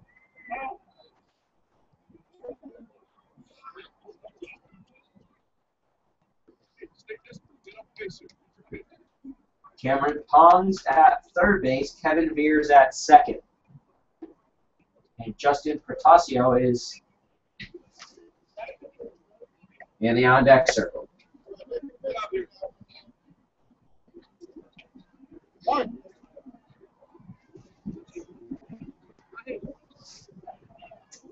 On the count, Hunter Simmons, the first baseman, playing in case there's a grab on the runner from third. Tries to go home. Breaking ball a little high, 1-1.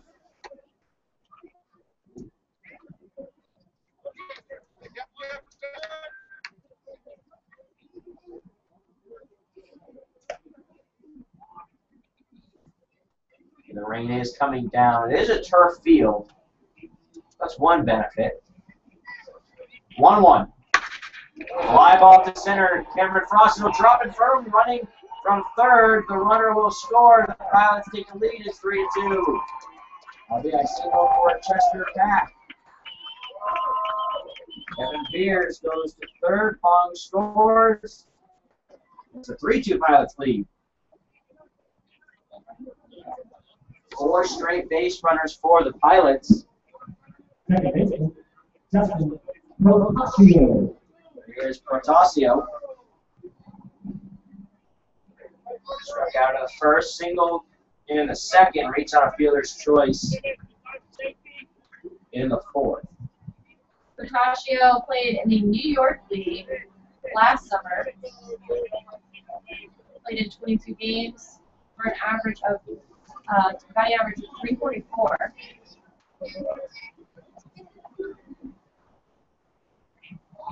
Romo looks in. Here's his pitch. Lifted to the left side. Giving chases Smith and Rogers. It's out of play. 0-1. 2 runs here in the bottom of the 6th for the Pilots.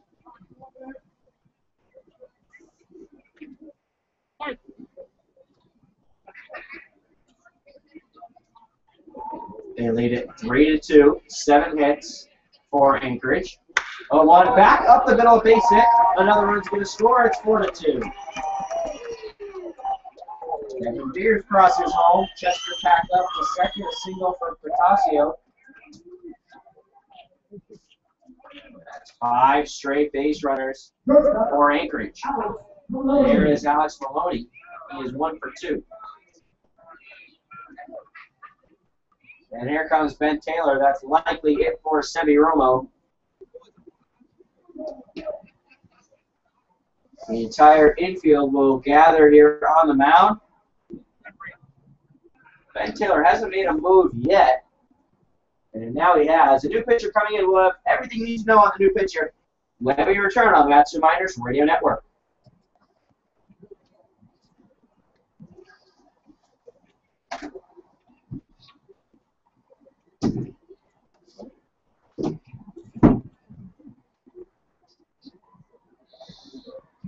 Mr. Pilot, where have you been? In Pilot's Land. So many pictures on vacation, traveling the world, where is Pilot? Apparel, your website.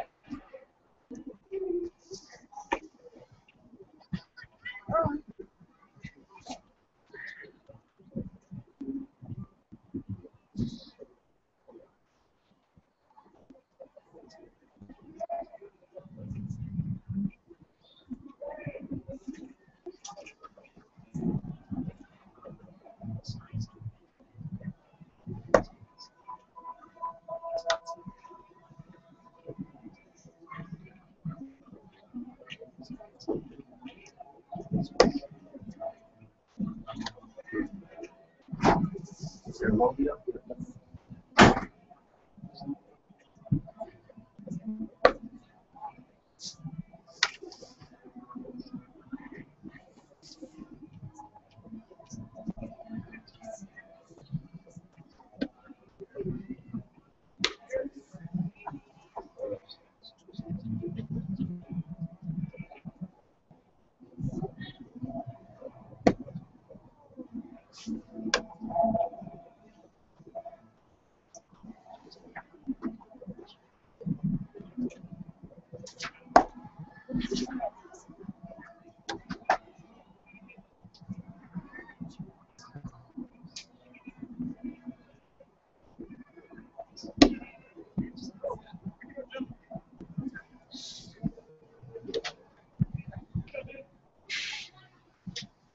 Your attention, please. Back in Anchorage, a 4-2 Pilots lead. 3 runs in the inning for Anchorage. And the new pitcher on for the Miners, it's Vince Arrobio, the right-hander from Pacific. He pitched yesterday. Robio pitched 1 inning, gave up 2 hits and 1 run. Did not walk any batters, and he also does not have any strikeouts. Faces Alex Maloney, first pitch is a strike. Hunter Simmons is playing in on the grass, turf, grass, whatever you want to call it. There's no runner at third, but the runner at second in Chester Pack wants to keep him, I would assume, from going to third if there's a ground ball hit his way. Or he's keeping an eye out for the bunt. 1-1, that pitch low in the turf.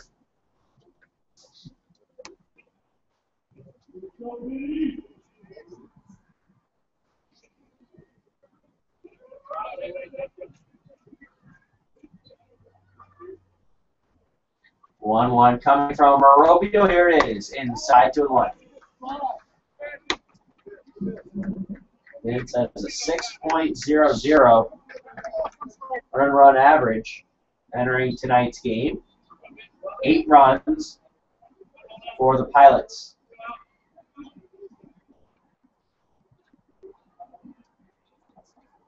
It's chopper, third base side, foul. Anchorage leads 4-2 in the bottom of the 6th. Nobody out. All this damage with nobody out.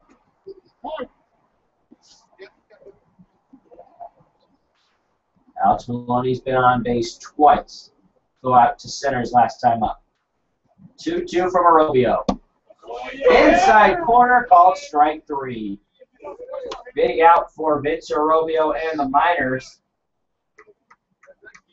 Has to be some sort of relief. Absolutely. We have 1 out. We have 1 out. That's exactly what he's thinking. And get a ground ball here against Sean Wood, who hasn't put the ball on the ground. He walked in the first, struck out in the second, and flew out to right in the 5th.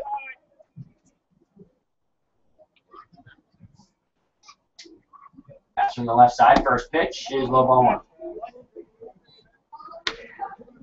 Now the outfield playing deep for Sean Wood.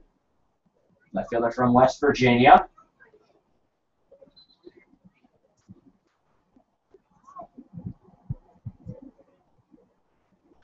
One 0.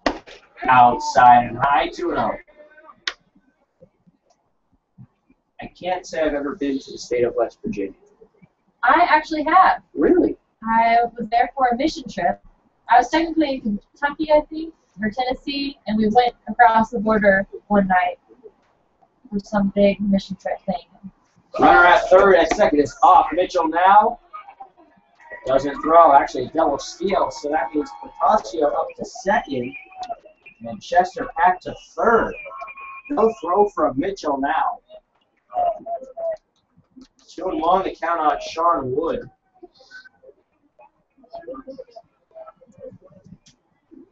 And that actually took away a routine double play possibility. Double play is still possible.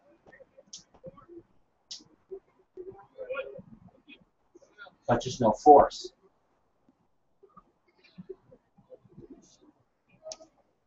2-1. Low, 3-1. Trevor Podratz waits on deck, and like I said, he's got some power in his bat. He hit one. He actually flew out to left in the third. Hit that ball a long way. 3-1 from Arobio. That's ball 4. Base is loaded.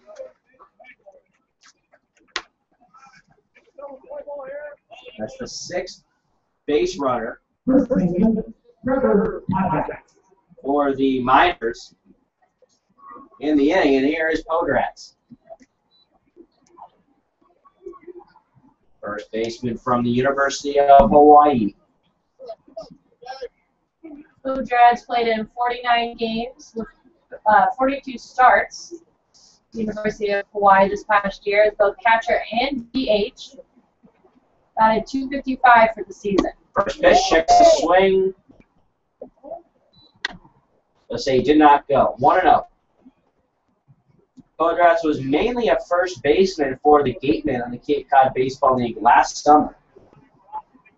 But yeah, definitely, as you said, a two-way player.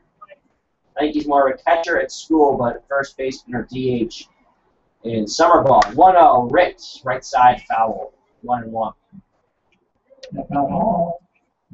Sponsored by Carl Dean. I did not have a chance to catch up with Trevor before today's game. We'll try for that tomorrow when these Pilots and Miners go at it again, but in Palmer at Herman Brothers Field. 7 o'clock start. 1-1. Inside, 2-1. Pre-game at 6:45, of course. As always, if it's a 7 o'clock game. Double checking that. I am. Just want to make sure I'm giving out the right information. 2-1 the count on Podratz. 1 out. Bases full of Pilots. 3 runs already in the inning. Podratz fouls it off over by the Pilots' first base dugout.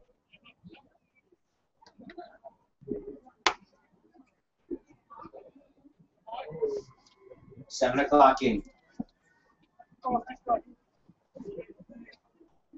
2-2 on Podratz.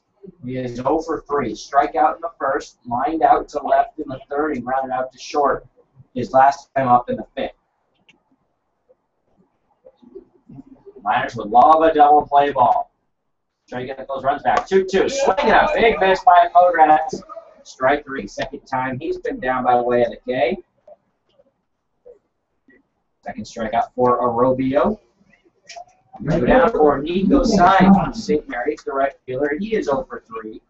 Pair of strikeouts, and he flew out to Dane Wonder looking right in the fifth.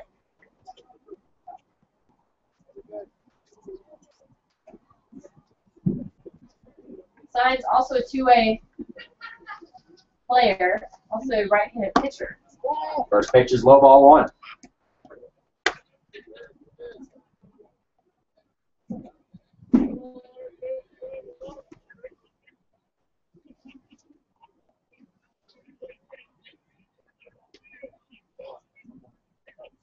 On Sunday, the Miners will take on the Chinooks.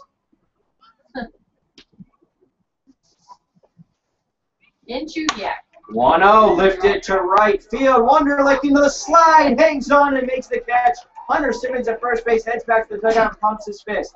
Nice catch by Dane Wonderlic. It saves another run, but the Pilots do get 3 in the 6th. They lead it 4-2 as we get to the 7th in Anchorage on the Match to Miners Radio Network.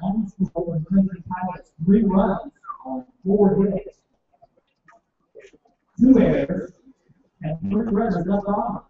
After 6 complete, Alex 4, minus 2.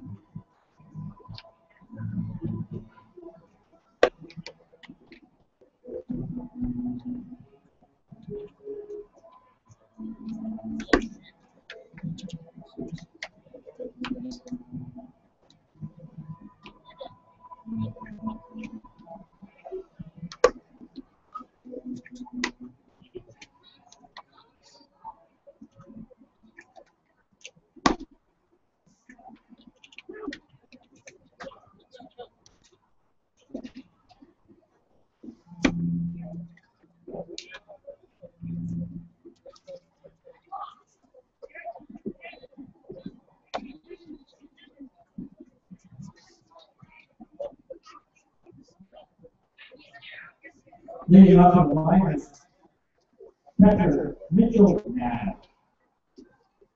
3-run, 6 for the Pilots. They lead it 4-2. Mitchell now, Jordan Rogers, and Matt Decker. Just now sends one to the right side and way out of play. Down on count 0-1.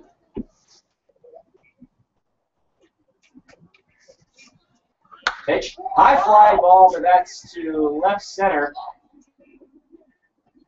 There's Sean Wood to make the catch for round number 1. And then I'll bring up Jordan Rogers. He is 1 for 2. He struck out in the first and singled in the 4th.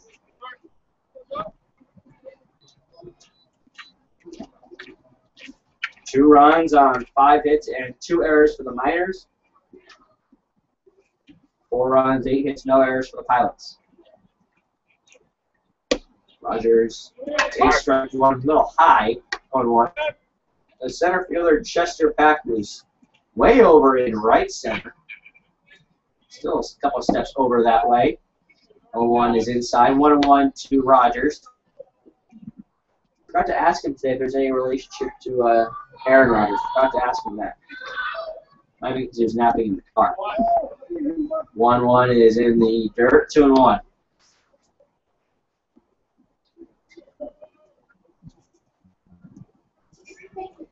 Four-two Pilots in the 7th. 2-1 pitch to Rogers. Swing and a big cut. 2-2. Lights not on here at Mulcahy. 2-2. Strike 3. Rogers doesn't agree. Heads back to the dugout with the first strikeout for Fred Schlickholz.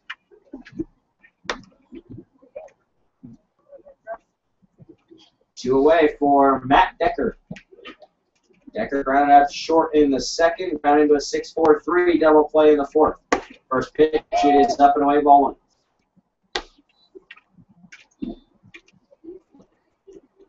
Almost time to start thinking about your player of the game. 1-0 pitch. Inside 2-0. Almost that time. We're getting there. Tweet at us at ABL Miners. Send us an email, matsuminersbroadcast@gmail.com, or you can vote below the live feed. Little steps off, walks around behind the mound, turns to the rubber. Decker, a freshman at Stanford, out of Portland, Oregon. 2-0, foul back to the screen, 2-1. We got a tweet from his family. They're listening in Portland, Oregon. I think it's, let's see, it's 9:06 here in Alaska, so that means it's 10:06 in Oregon. 2-1. Rounder back to the mound. Schlickholz will underflip to the first baseman Podrats for out number 3. 1-2-3 for the Pilots. They lead 4-2. They'll try to tack on more after the 7th inning stretch from Anchorage. 4-2 Pilots on the Maxwell Miners bringing it down.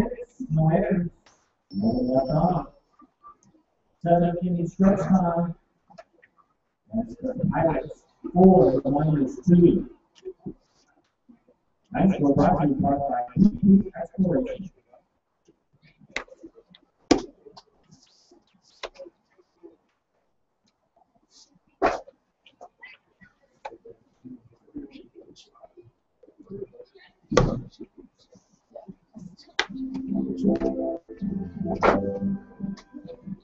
Let's hear it. Sing along with the music.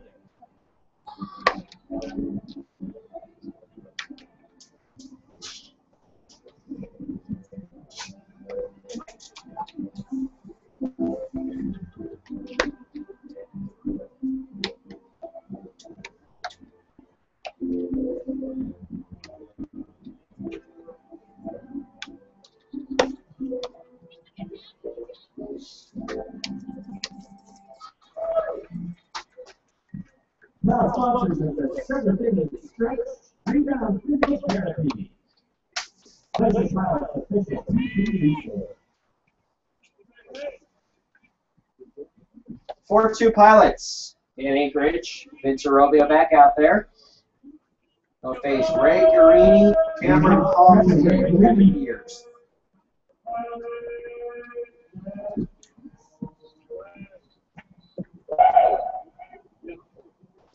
Carini walked and scored his only plate appearance. That was in the 6th. First pitch. Baseball ball 1.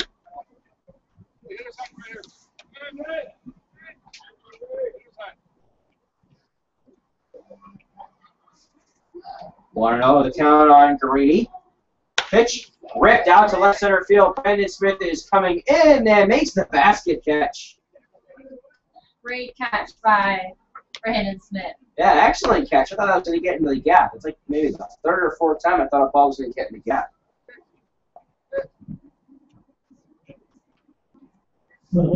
One away for Cameron Collins. Scored on a singled and scored in the 6th. Reached on an error by Jordan Rogers in the 4th. Struck out in the 2nd. Called strikeout side part.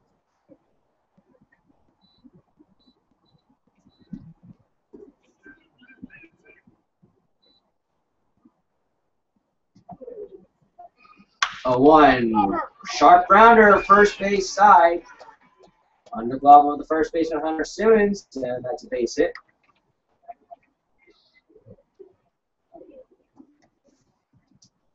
I believe that's the 2nd time that has happened to Simmons tonight. Yeah, I mean, you know, it's just out of the reach. He's got a very quick reaction. That's what makes him such a good defender. He's got, like he says, it's just natural. Yeah. You just kind of, you're always ready. Yeah, I wish everyone could see me now. I'm kind of just putting my arms out there. It's natural. It really is. But that sometimes you can only stretch so long. First pitch to Kevin Veers is ball 1. I think if you do a player of the game for the Pilots, Kevin Veers would certainly be one to consider. 1-0 from Arobio. Swinging a big cut by Veers, 1-1.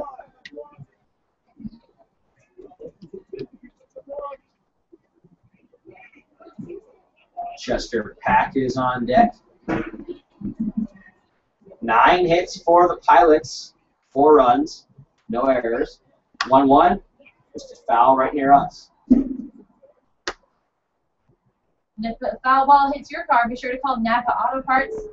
Locations in Big Lake, Palmer, and Wasilla.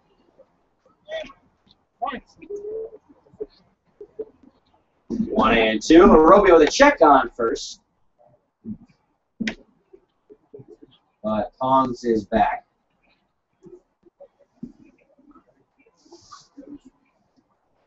Cameron Frost is a few steps toward the left center. Wunderlich is deep in right field. 1-2. Set up outside, 2-2.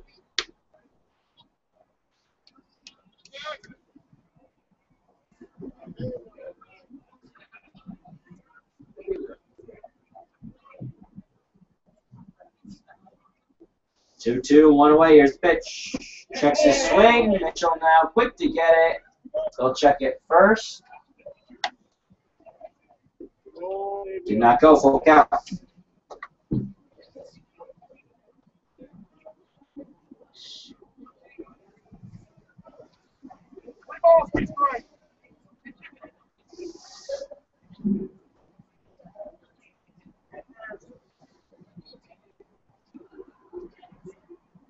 Three-two pitch, slap foul.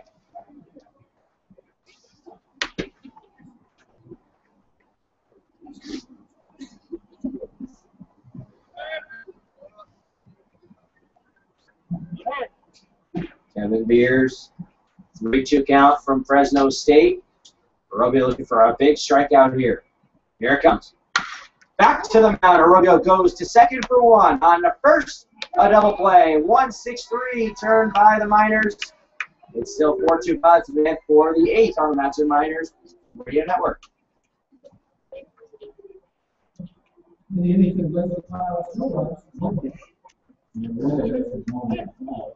After 7 complete, I was full. 9-2. Let's go back to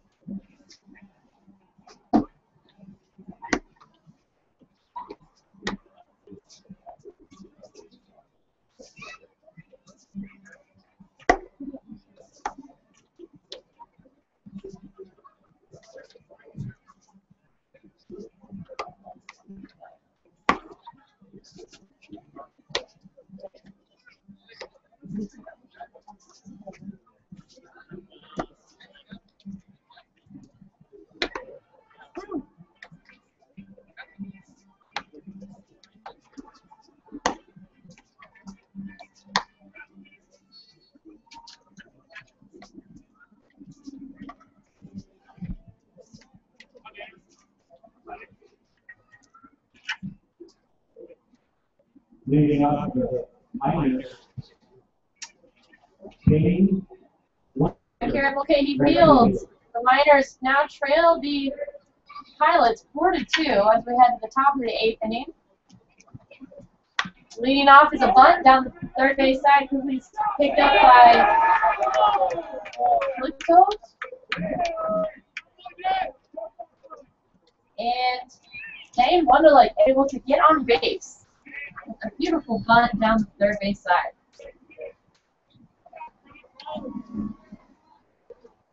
Right now, you get on any way you can.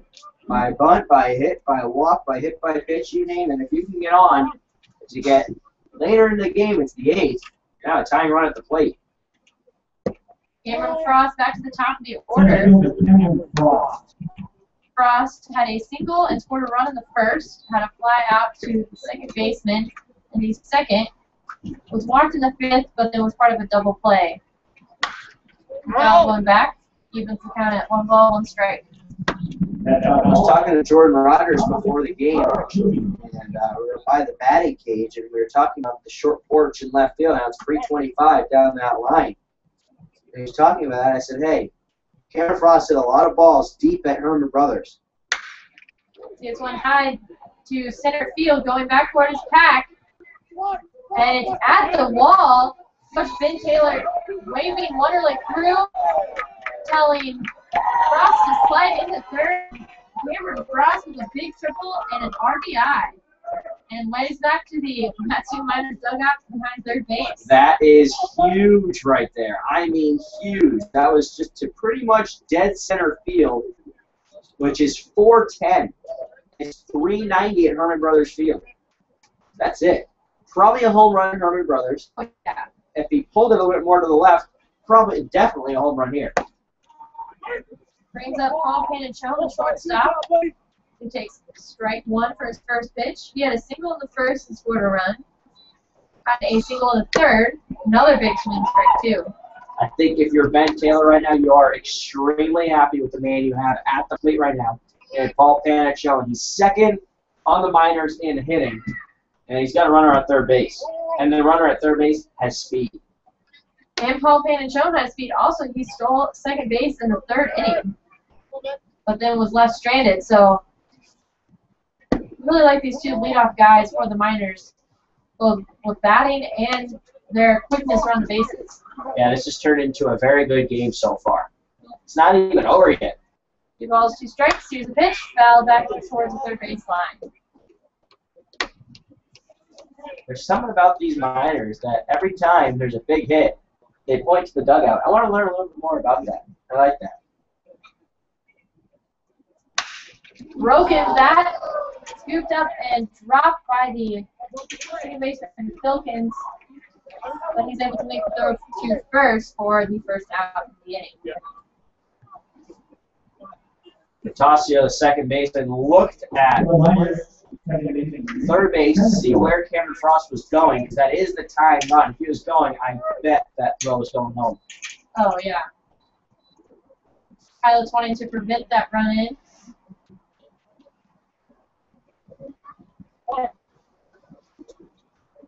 Here is Nick Senzel. First pitch ball.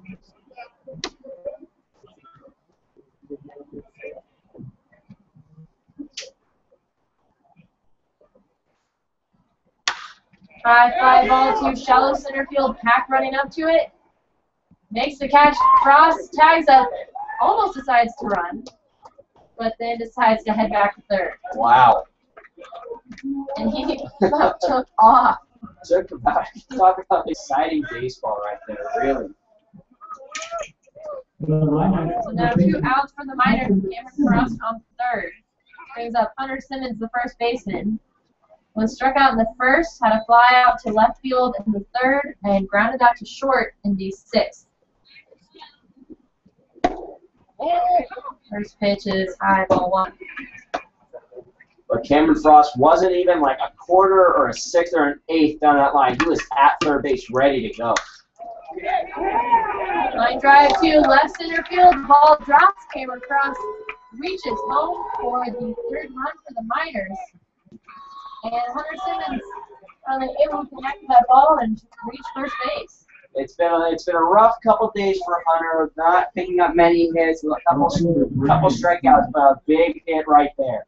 That ties the game. You talk about that bottom of the sixth for the Pilots. 3 runs, they take the lead, and it was 4-2, and the Miners come back. They only like playing close games. They don't like blowouts. They like comebacks.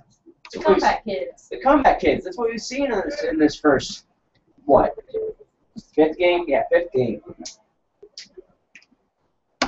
Brings up Brandon Smith, the left fielder. Had a single the first, grounded to second baseman Portaccio in the third, and was tagged out at first in the sixth. Count now 2 balls, no strikes. 2 outs. Simmons on first. Pitch, ball 3.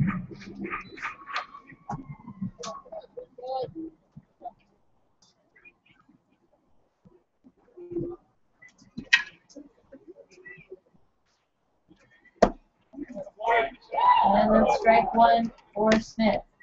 Fred Schlickel is probably getting a little frustrated, a little antsy here after, it's 2 runs.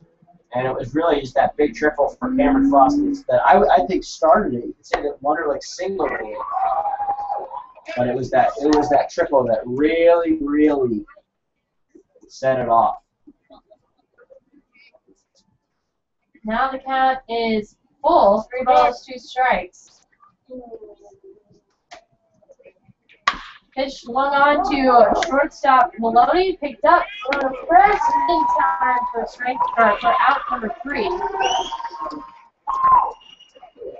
But the Miners doing some damage in the 8th inning, ties it up at 4 runs apiece between the Pilots. As we head to the bottom of the 8th inning, you are listening to Miners Radio Network.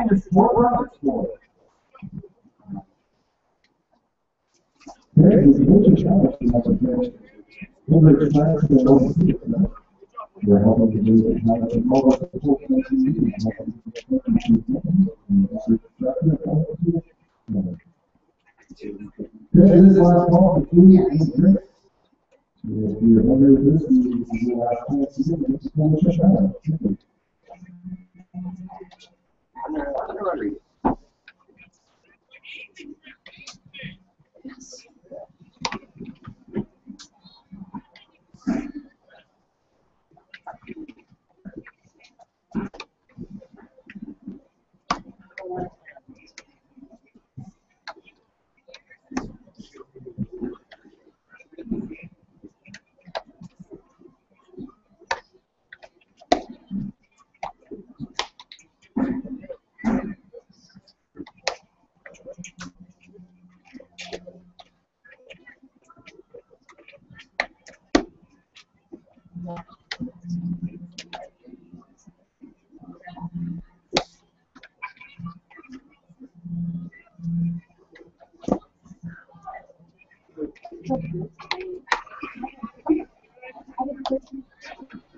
Good job, boys. Good job. Come on, Hunter.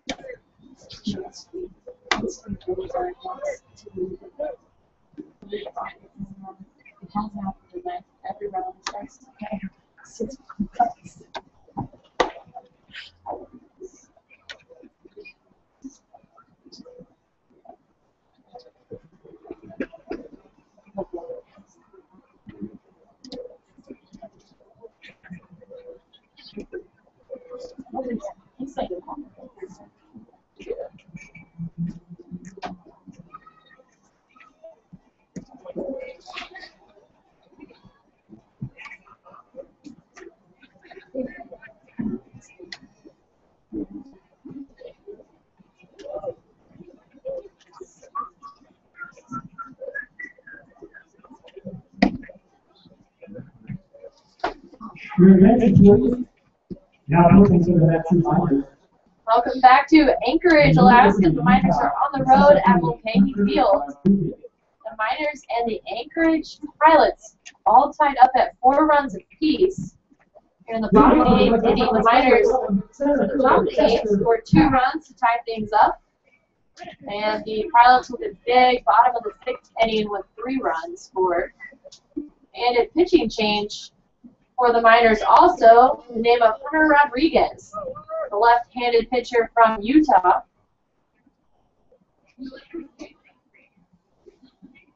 Very talented pitcher. First pitch directly back to him, and he makes the throw to Hunter Simmons at first base, his teammate also at Utah. Quick out number 1 for the Miners. Hunter Simmons also someone right now to consider for player of the game. A big RBI signal to score. Cameron Frost tie this game at 4 apiece. Start sending in those nominations. Tweet at us at ABL Miners or send us an email, matsuminersbroadcast@gmail.com, or, and last but not least, comment below on the live feed and we'll get that and tally your vote. And that's a strike. We hit the top of the order for the Pilots, Justin Tashio.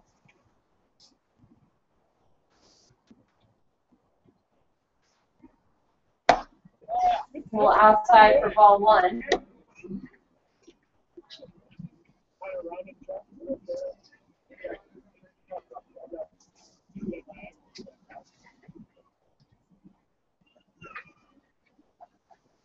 One ball, 1 strike to Portaccio. That's a strike for Hunter Rodriguez on the mound. 1 ball, 2 strikes, 1 out. Everyone about just straight away in the infield, the outfield. Cameron Frost a little bit in the left field, left center field. Very inside for ball 2.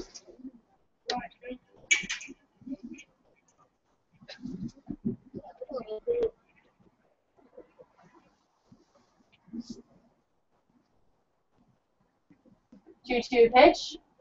Swung on down the third base side, just foul. As Gordon Rogers scoops it up.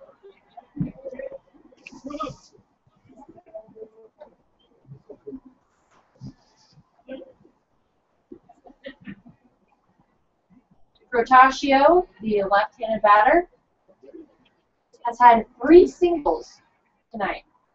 3 singles, and struck out once, and even had a stolen base in the 6th inning. Another swing foul ball down the third base side. Rotaccio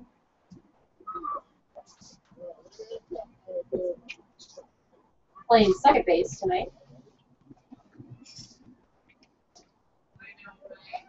So 2 balls, 2 strikes, 1 out.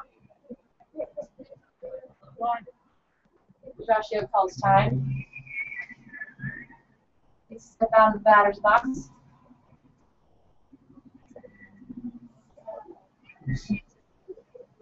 The 2-2 pitch. Outside ball 3. Full count now for Hunter Rodriguez.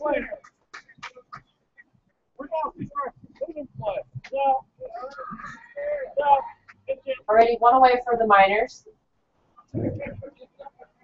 Here's the 3-2 pitch. Going on and foul back. Have another go at this. If anybody's wondering, it is almost 9:30 in Alaska.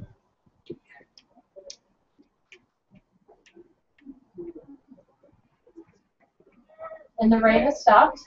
Yes. Here's the 3-2 pitch. Another foul ball down the third base side.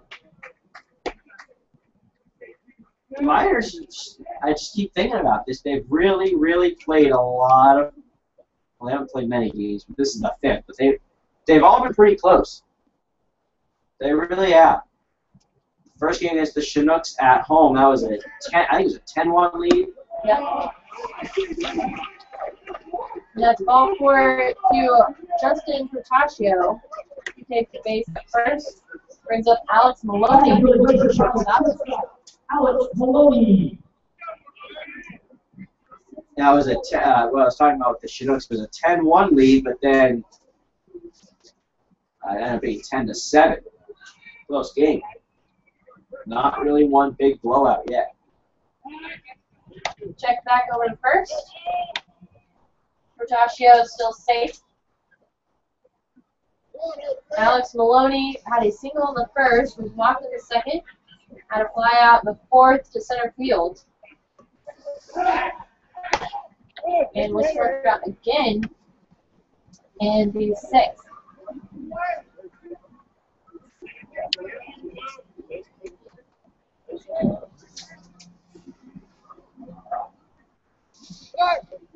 Pitch way outside, Rotaccio goes and steals second.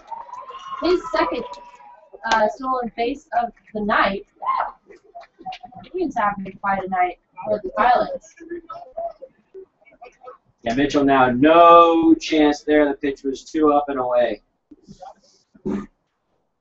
Jordan shoot at third.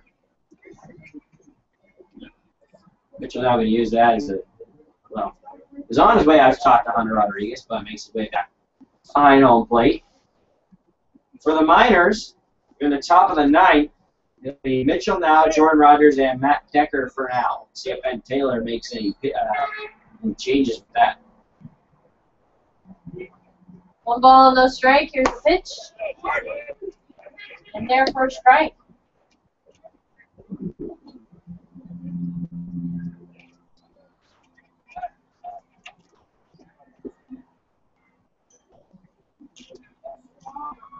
One ball, 1 strike, 1 out. Leading run at second.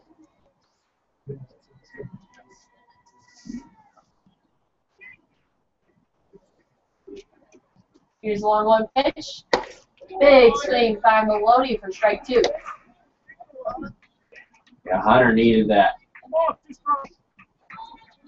Hunter talking with him before the season started. He wants to focus more on being a more aggressive pitcher, more attacking kind of mindset. And we saw that in his last outing. 1-2 pitch. Another big swing, and that's strike number 3. And the first strikeout of the game for Hunter Rodriguez. And out number 2 for the Miners. And there you see right there, it tapped that. He attacked Maloney right there and got that big strikeout. The go-ahead run for the Pilots was on second base, still is on second base. So had to get a big out there. Really, really needed it. Brings up Sean Wood, the left fielder. Has been walked twice, and struck out in the second and had a fly out to right field in the fifth with 167 on the season. He has had a triple, so can hit. Can hit deep.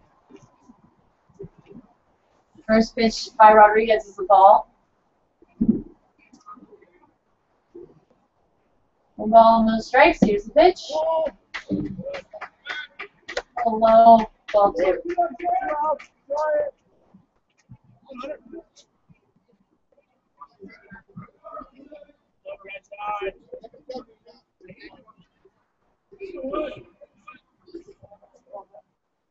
Taylor Cross playing a little deep in center field, along with Dane Wunderlich in right field, playing a little deeper than usual.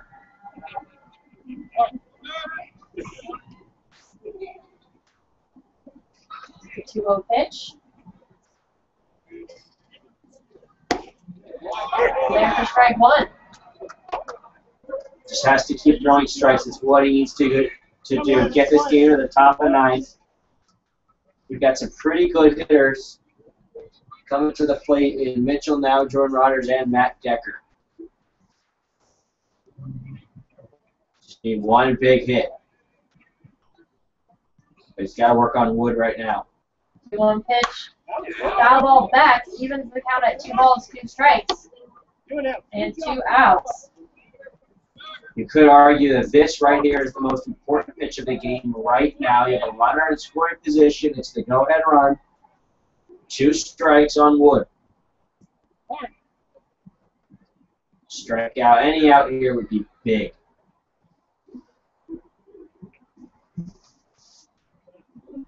Two-two pitch.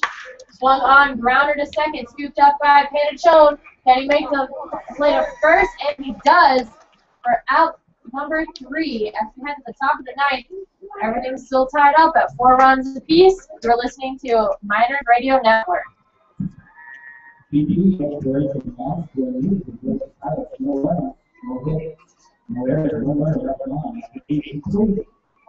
4-4.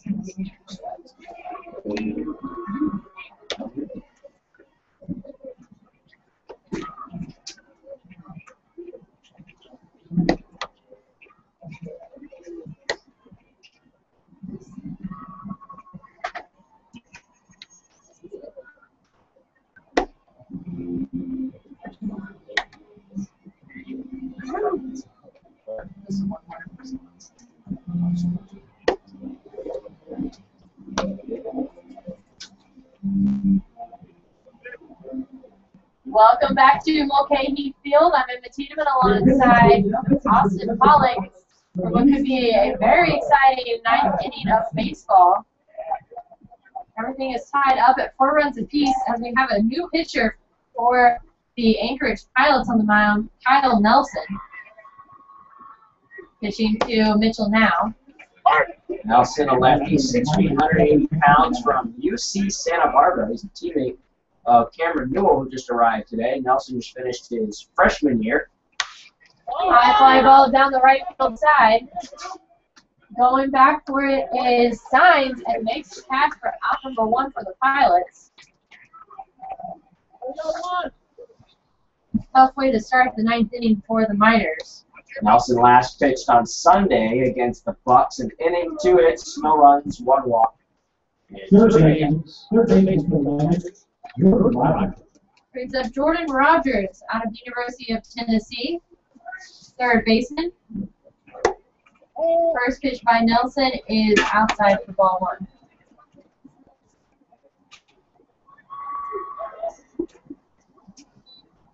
One-oh pitch, way inside. Almost got Rogers on like the right arm, but it did not. So that's 2 balls, no strikes. Big swing, strike one. Yeah, he was early on that one.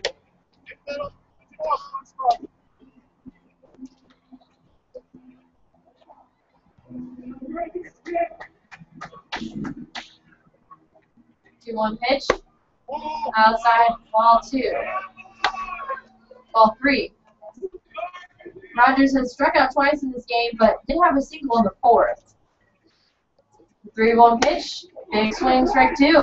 Early again, Kyle Nelson. The big delivery kind of tilts his head back, a little bit like Tim Lincecum. Not quite to that extent, but a little bit. And grounder to short to Maloney. Maloney to first baseman Aldrich. Makes the play at first. 2 away.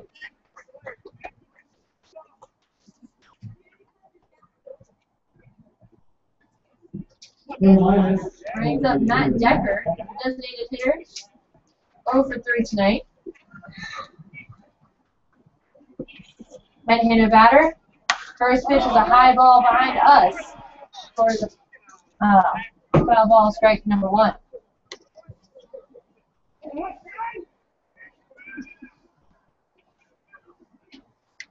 Decker grounded to short in the 2nd inning, part of a double play in the 4th, and hit it back to the pitcher in the 7th. 0-1 pitch, and there's strike 2. So having a fresh arm in there seems to be paying off for the Pilots. Paid off for the Miners with their last half inning. 0-2 pitch, and there's strike 3. We head to the bottom of the 9th, still tied up at 4 runs apiece. And what brings up Aldrich, Signs, and Thoreau of the Pilots. You're listening to Miners Radio Network.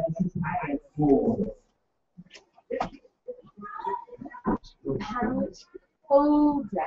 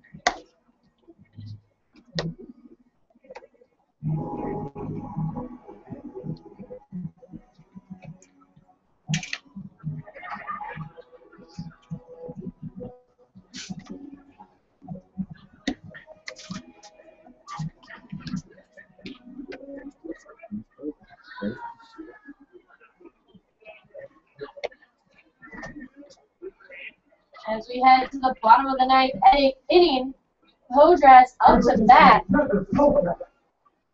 for the Pilots. Hunter Rodriguez still on the mound for the Miners. Hodras had 2 strikeouts, the 1st and the 6th innings. Had a very deep fly ball to left field, and also grounded out to second baseman Sinzel. First pitch by Rodriguez hits the turf before it bounces into Mitchell Now's glove. That's ball 1.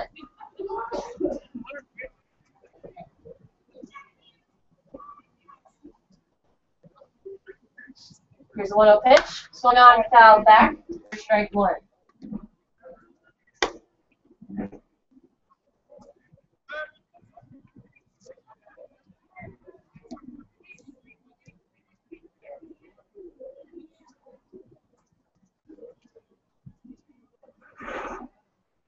count even at 1-1. Pitch swung on. It's a high fly ball down left center, going backward is Cameron Frost at the wall and makes the catch right at the wall.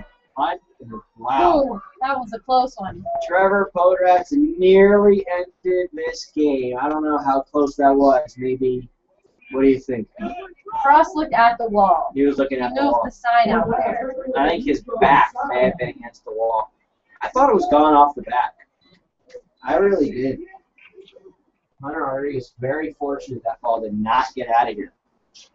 And it was extremely high, too. It was Yeah. not a line drive out there. It had some air. Yeah, it hung up there for a while. That was big. That gave Cameron Frost a chance to get out there. Well, that could have easily been a double. Cameron Frost also lucky he has his speed to get out there. That brings up Nico Sainz. Sainz has struck out twice and has also hit 2 fly balls to right field. We've talked about the size of Mulcahy Field. Center field is deep, but down the line in the alleys, not so much. But I think, remember we talked about Cameron Frost's triple that was off the wall, pretty much the exact same spot, actually. Yeah, just about. So had both of those balls actually been toward left field, could have had 2 home runs in the game. And of course, Podratz being the big one. Count now 3 balls, 1 strike, and 1 out to Sainz, the right fielder.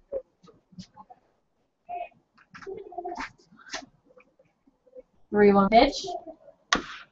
Swung on, and it's foul ball. Or strike 2.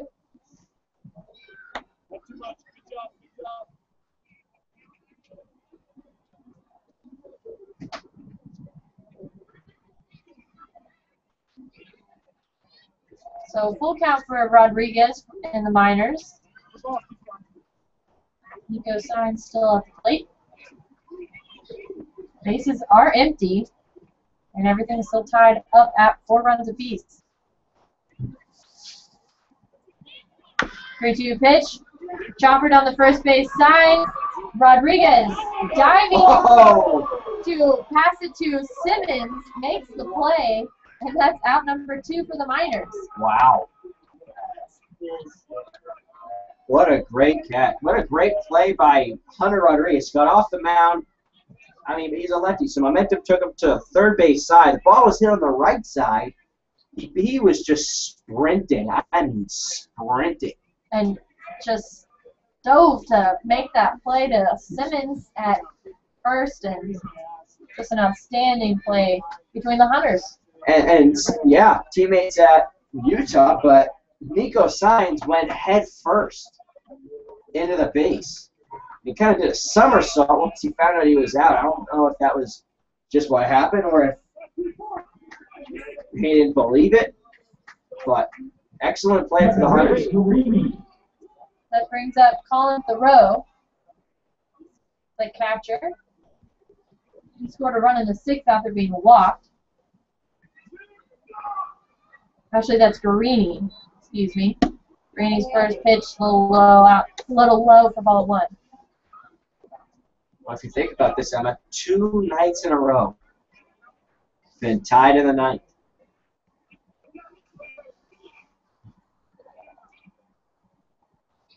Pitch, and there for strike 1.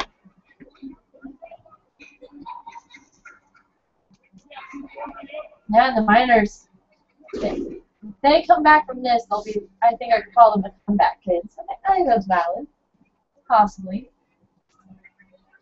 0-1 pitch. Little high ball 1.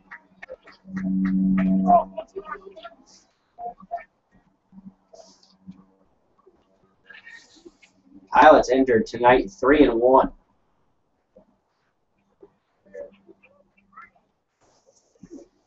Yeah, 2-1 pitch, and there for strike 2.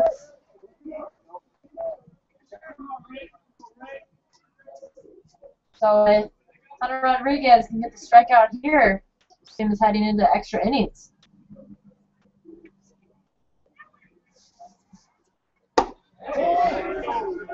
Delay call. Yeah, Hunter Rodriguez was just a step toward that Miners dugout. I watched Hunter Simmons at first base. He was almost in a trot. The outfield, Everyone, they collectively moved as one to our left, to the dugout. And there it is, struck out swinging. We head into extra innings, everything tied up at 4. And you are listening to Miners Radio Network. We'll be right back after this. And then 9 to baseball, 4-4, Miners seven Pirates. And the Miners will rapidly mark the team.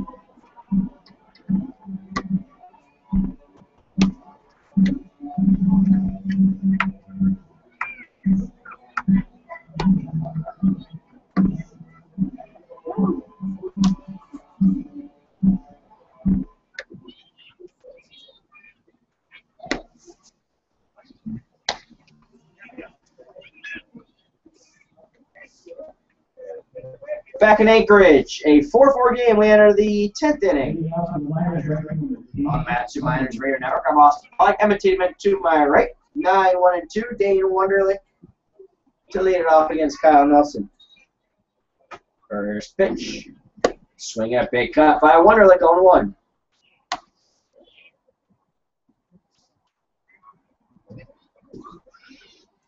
Wonderlich scored the third run for the Miners. He was 1 of 2 to cross the plate in the top of the 8th. He reached on a bunt single. 1-1 coming from Kyle Nelson, the lefty from UC Santa Barbara. Takes a breaking ball in there for strike 2. And both the top and the bottom of the 9th innings were identical in the way that the first out was a fly out. 1-2, swing and a miss, strike 3 for Wonderlich. Away in the 10th. It started with a fly out, then a ground out was the second out, and a strikeout was the third out. Both for the Miners and the Pilots. Here is Cameron Frost, a big night for him, especially that triple in the 8th that nearly got out here. Same spot as the flyout from Trevor Podrax.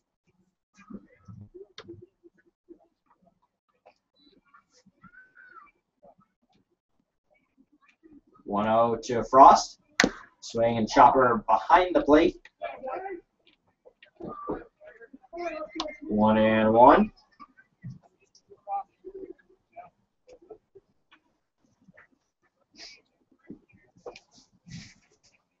Four runs, 8 hits, 2 errors for the Miners. 4 runs, 9 hits, no errors for Anchorage. 2-1. That pitch way outside, stopped by Ray Garini.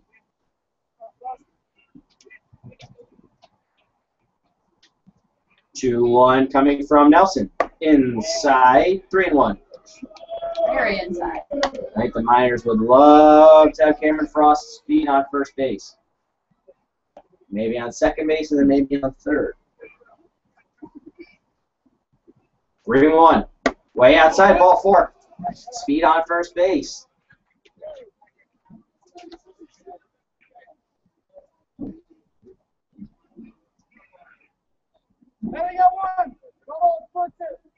Now bring up Paul Panachone. Now with the speed of Frost on first base, this is a great bat to have in the lineup. Paul Panachone's had a pretty good day. Started off strong. Last two at bats, a little weaker. Scored in the first. He singled. Singled in the third, stole second, grounded into a double play, and then grounded out to second. Pitch from Nelson is all straight. 0-1. Kyle Nelson is certainly well aware. I think he's well aware of that speed of Cameron Frost. He's keeping a close eye on him. 0-1 goes home. Swing and a miss. 0-2.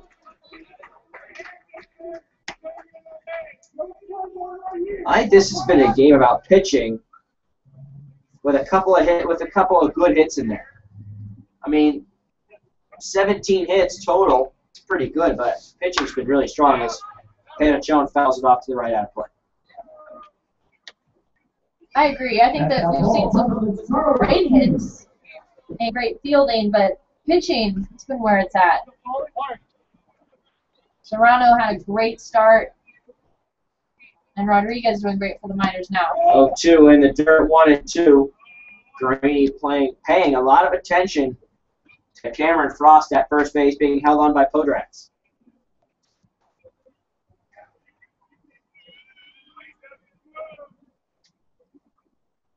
One, two from Nelson. Called strike three, and Panachone knew it. Third strikeout for Kyle Nelson, 2 away in the 10th.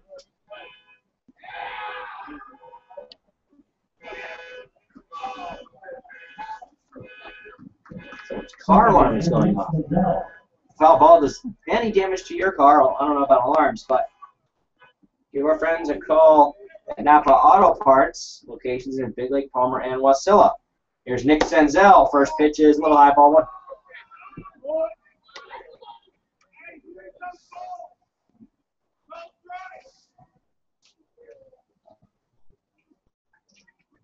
Senzel is 0 for 3 tonight. 1-0. Inside 2-0. Big night last night for the freshman from Tennessee. Just a little quiet tonight. Can't always have a big game. No. 2-0. Chopper to third. That is Veers goes to second, gets the force. And that is the top of the 10th. We had the bottom half in Anchorage, tied at 4 on the Matsu Miners Radio Network. Between exploration lines, there no runs where. 4-4 Miners pilot. We go to the bottom of the 10th.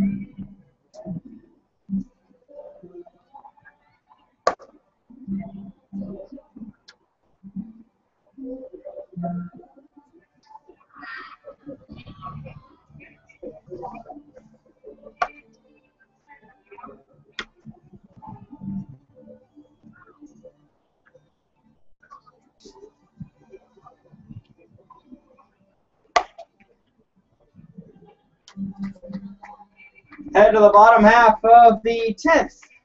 Here in Anchorage. And then new pitcher on for the Miners from Northwestern State. Just finished his freshman year. It's Josh Morris. Josh Morris. We'll face Cameron Pons, Kevin Mears, and Chester Pack. 7, 8, 9 for the Pilots at the bottom of the 10th. First pitch, slow ball 1.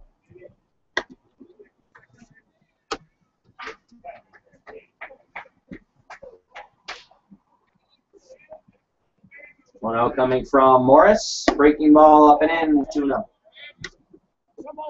Morris has pitched 3 innings, gave up 2 hits, 1 run, walked 3, and struck out 2. 1-0 from him. Excuse me, 2-0 from him is inside, 3-0.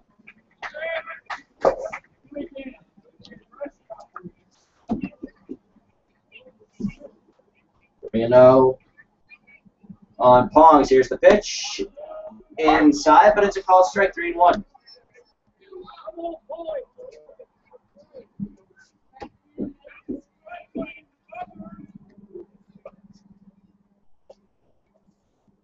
One coming from Morris. Here it is. Swing and a big cut, 3-2. Trying to end the game right with that swing.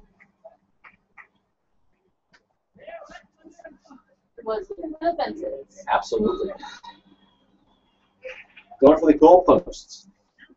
3-2. Up and in, ball 4.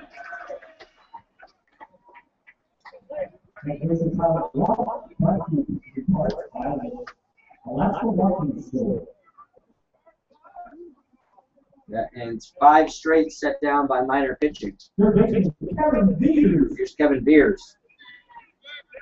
Nobody out. Runner on first. Last time up, Beers grounded into a 1-6-3 double play. First pitch inside. 0-1. Sun's, well, I shouldn't say sun's still shining, but it's still bright here in Anchorage. It is 9:59. 1-0 outside, 2-0.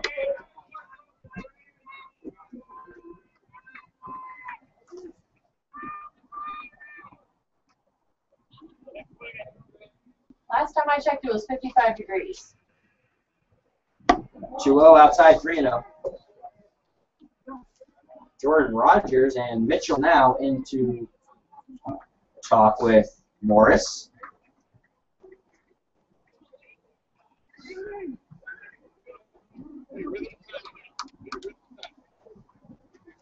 Reno on Kevin Beers. Chester Pack from Cal State Northridge is up next.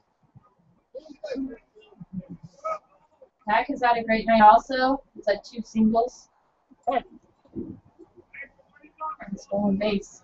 It says 54 degrees in light rain. There is no light rain, I can tell you that. Ball 4 to Kevin Beers. Walks for Morris. That brings up Pack. This will bring out Brad Baker, the pitching coach for the Miners. And the rest of the infield will meet with Morris, Baker, and Mitchell now.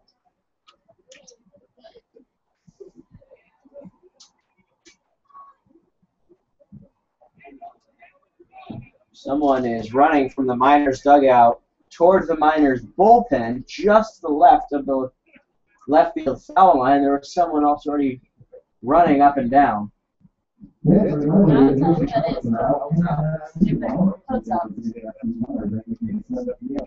Well, Brad Baker also has a coat on. A little bit of an indicator about the weather. I'm very comfortable.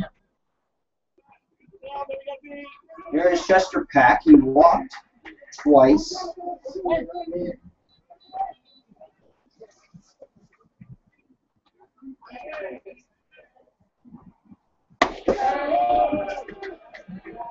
Ball 1.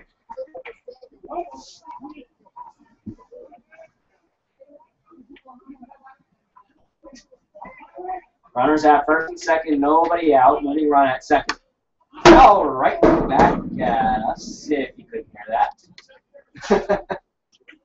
That hit the window next door to us. Did it even hit the window? It did hit the window. Plexiglass. Good to know.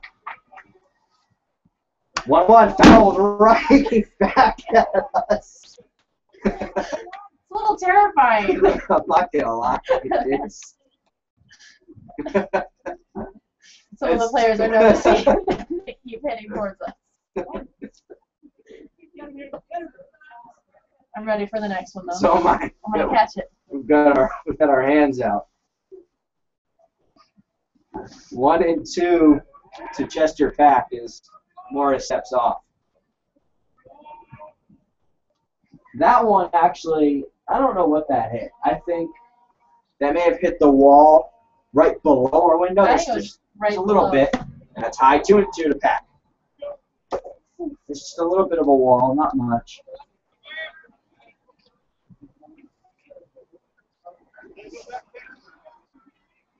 But I think that kind of gives you the best view of how fast the ball's coming off that pad. Home plate umpire calls time.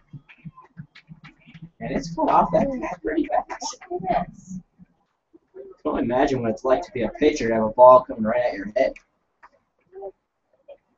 Scary. 2-2 to Pack. Up and in. 3 and 2. Very high. Up and in.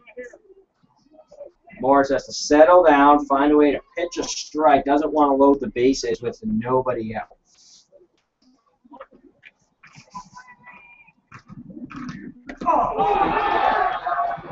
Hits him. Don't load him up. 3 straight base runners for the Pilots. 2 base on balls, 1 hit by pitch. Taylor's walking outside of the Miners dugout, has not made his way. All right, here we go. Dane Wonderlich is being called in from right field. Nick Blazer. Let's see what's going on here. Ben Taylor, I think, is making a lot of changes.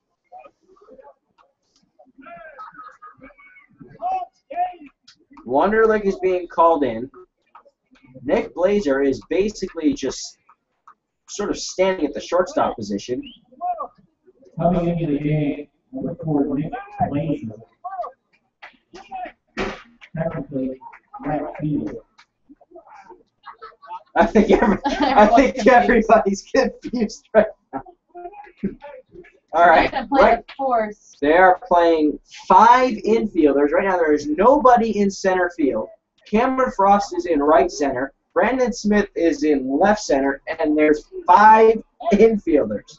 Rogers at third. Blazer and Panachone the shortstop. Here's the pitch to Justin Portasio. And it's ball 1. All right, let me try this again. All right. Rogers at third. Blazer and Panachone the shortstop. Senzel at second. Simmons at first. Pitch into right field. That'll fall, and the Pilots will walk off with the win. A 5-4 win for the Pilots. RBI single for Justin Portasio. A 5-4 win for the Pilots. They are mobbing Justin Portasio in between first and second base. Ben Taylor shaking hands with the Pilots coaching staff. And this one comes to an end in the bottom of the 10th.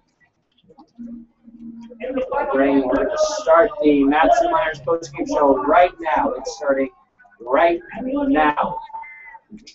So, Pilots win 5-4.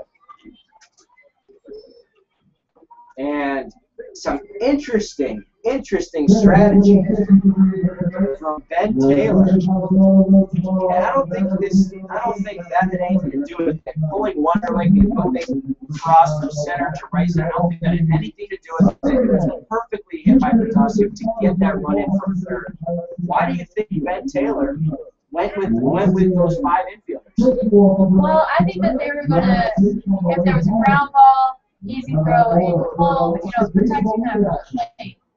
But Portasio, if we were the Pilots broadcasters, he would, well, after that, he'd definitely be able to play the game. But he had already had 3 singles in the game and 2 stolen bases. So he already, was having an outstanding night. And But I don't think that was bad coaching on Ben Taylor's part. I thought that was, awesome strategy to, make sure that home plate was covered and preventing that run if the play went their way. But just a great little Tyson Flieger over the infield for Bertaccio. Absolutely, I agree. I think there's really nothing you can do there. I think Ben Taylor knows what he's doing, and if you look at the box score, Bertaccio struck out in the first, singled in the second, ran into a fielder's choice in the fourth, singled in the sixth, walked in the eighth. So, really, what were the chances the ball was really going to do any damage? Right. And you would think that anything that would be in the air would maybe kind of be able to be taken by an outfielder. They were playing shallow, too. Yeah, especially by cross. Right. Speed. But Bertaccio just hit it in the perfect spot. Nothing you can do about that. And just a disappointing loss. The Miners are now 2-2-1 on the season, 0-1 in conference play. So a disappointing loss, but they get the Pilots again tomorrow night at 7 o'clock at Herman Brothers Field. But what do you take away from this one? Ben Taylor is now talking with his entire team right outside of the Miners dugout. I mean, if you're Ben Taylor, what are you saying? That not to get too discouraged by this. They played them into 10 innings. They were up, and they were down, and they tied it, and made the game go into extra innings. So this team does not go away easy. They don't give up. Yeah, they don't give up. And so I think that's a big takeaway from this game. That ninth inning, 5-run, bottom of ninth inning win. That was not a fluke lead. 4-run, bottom of the ninth inning, when the Miners still lost, that wasn't a fluke. So, these late game comebacks for these Miners, I think that it's something we can see if they're down. Yeah, you're absolutely right. It's a tough one to swallow, but you got to tip your caps to the Pilots. They played a good game, and Bertaccio just turned the game for the Pilots. No doubt about it. But the thing to focus on with the Miners is they do not go away. I'm looking at the line score right now.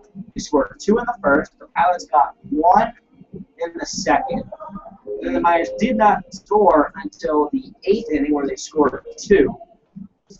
And then, but the Pilots did get 3 in the 6th, and they led it 4-2. The Miners get 2 back. It's 4-4, and then just that last one in the 10th. They really played a good game. They're going to only learn from this. That's what's so great about baseball. I said this after the first loss against the Chinooks back on Wednesday.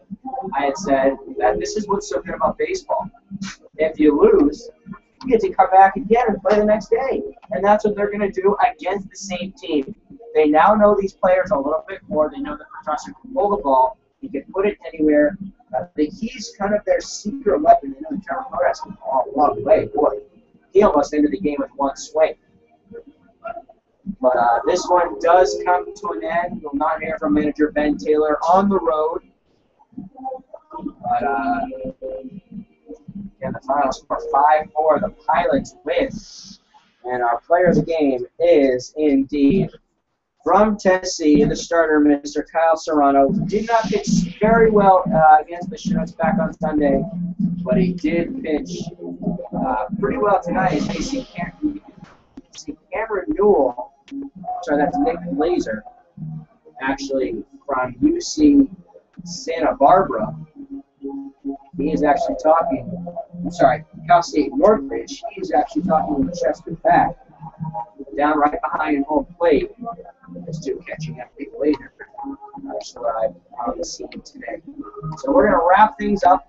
Well, first we need to get a quick little word in about Kyle Serrano. He really pitched well. The command seemed much better. He had the speeds, kind of mixing his speeds, a variety of pitches, and that really, if you think about it, was what kept the Miners in it really until that last pitch. Definitely, and his confidence was so much better on the mound tonight, and he finished with 8 strikeouts. Really can't beat that. 8 strikeouts, only gave up a few hits, so just a totally different style of pitching than when we saw it Chugiak for Serrano. So player of the game for sure. Absolutely. That'll wrap things up here from Anchorage. Once again, the final score: the Miners fall to the Pilots 5-4. Join us tomorrow at Herman Brothers Field at 6:45 for the Mountain Miners pregame show, brought to you by Napa Auto Parts. First pitch is at 7 o'clock. Graham Tiedemann, I'm Austin Pollock. Once again, the final score from Anchorage: the Pilots walk off in the 10th. Final score: 5-4. Thank you very much.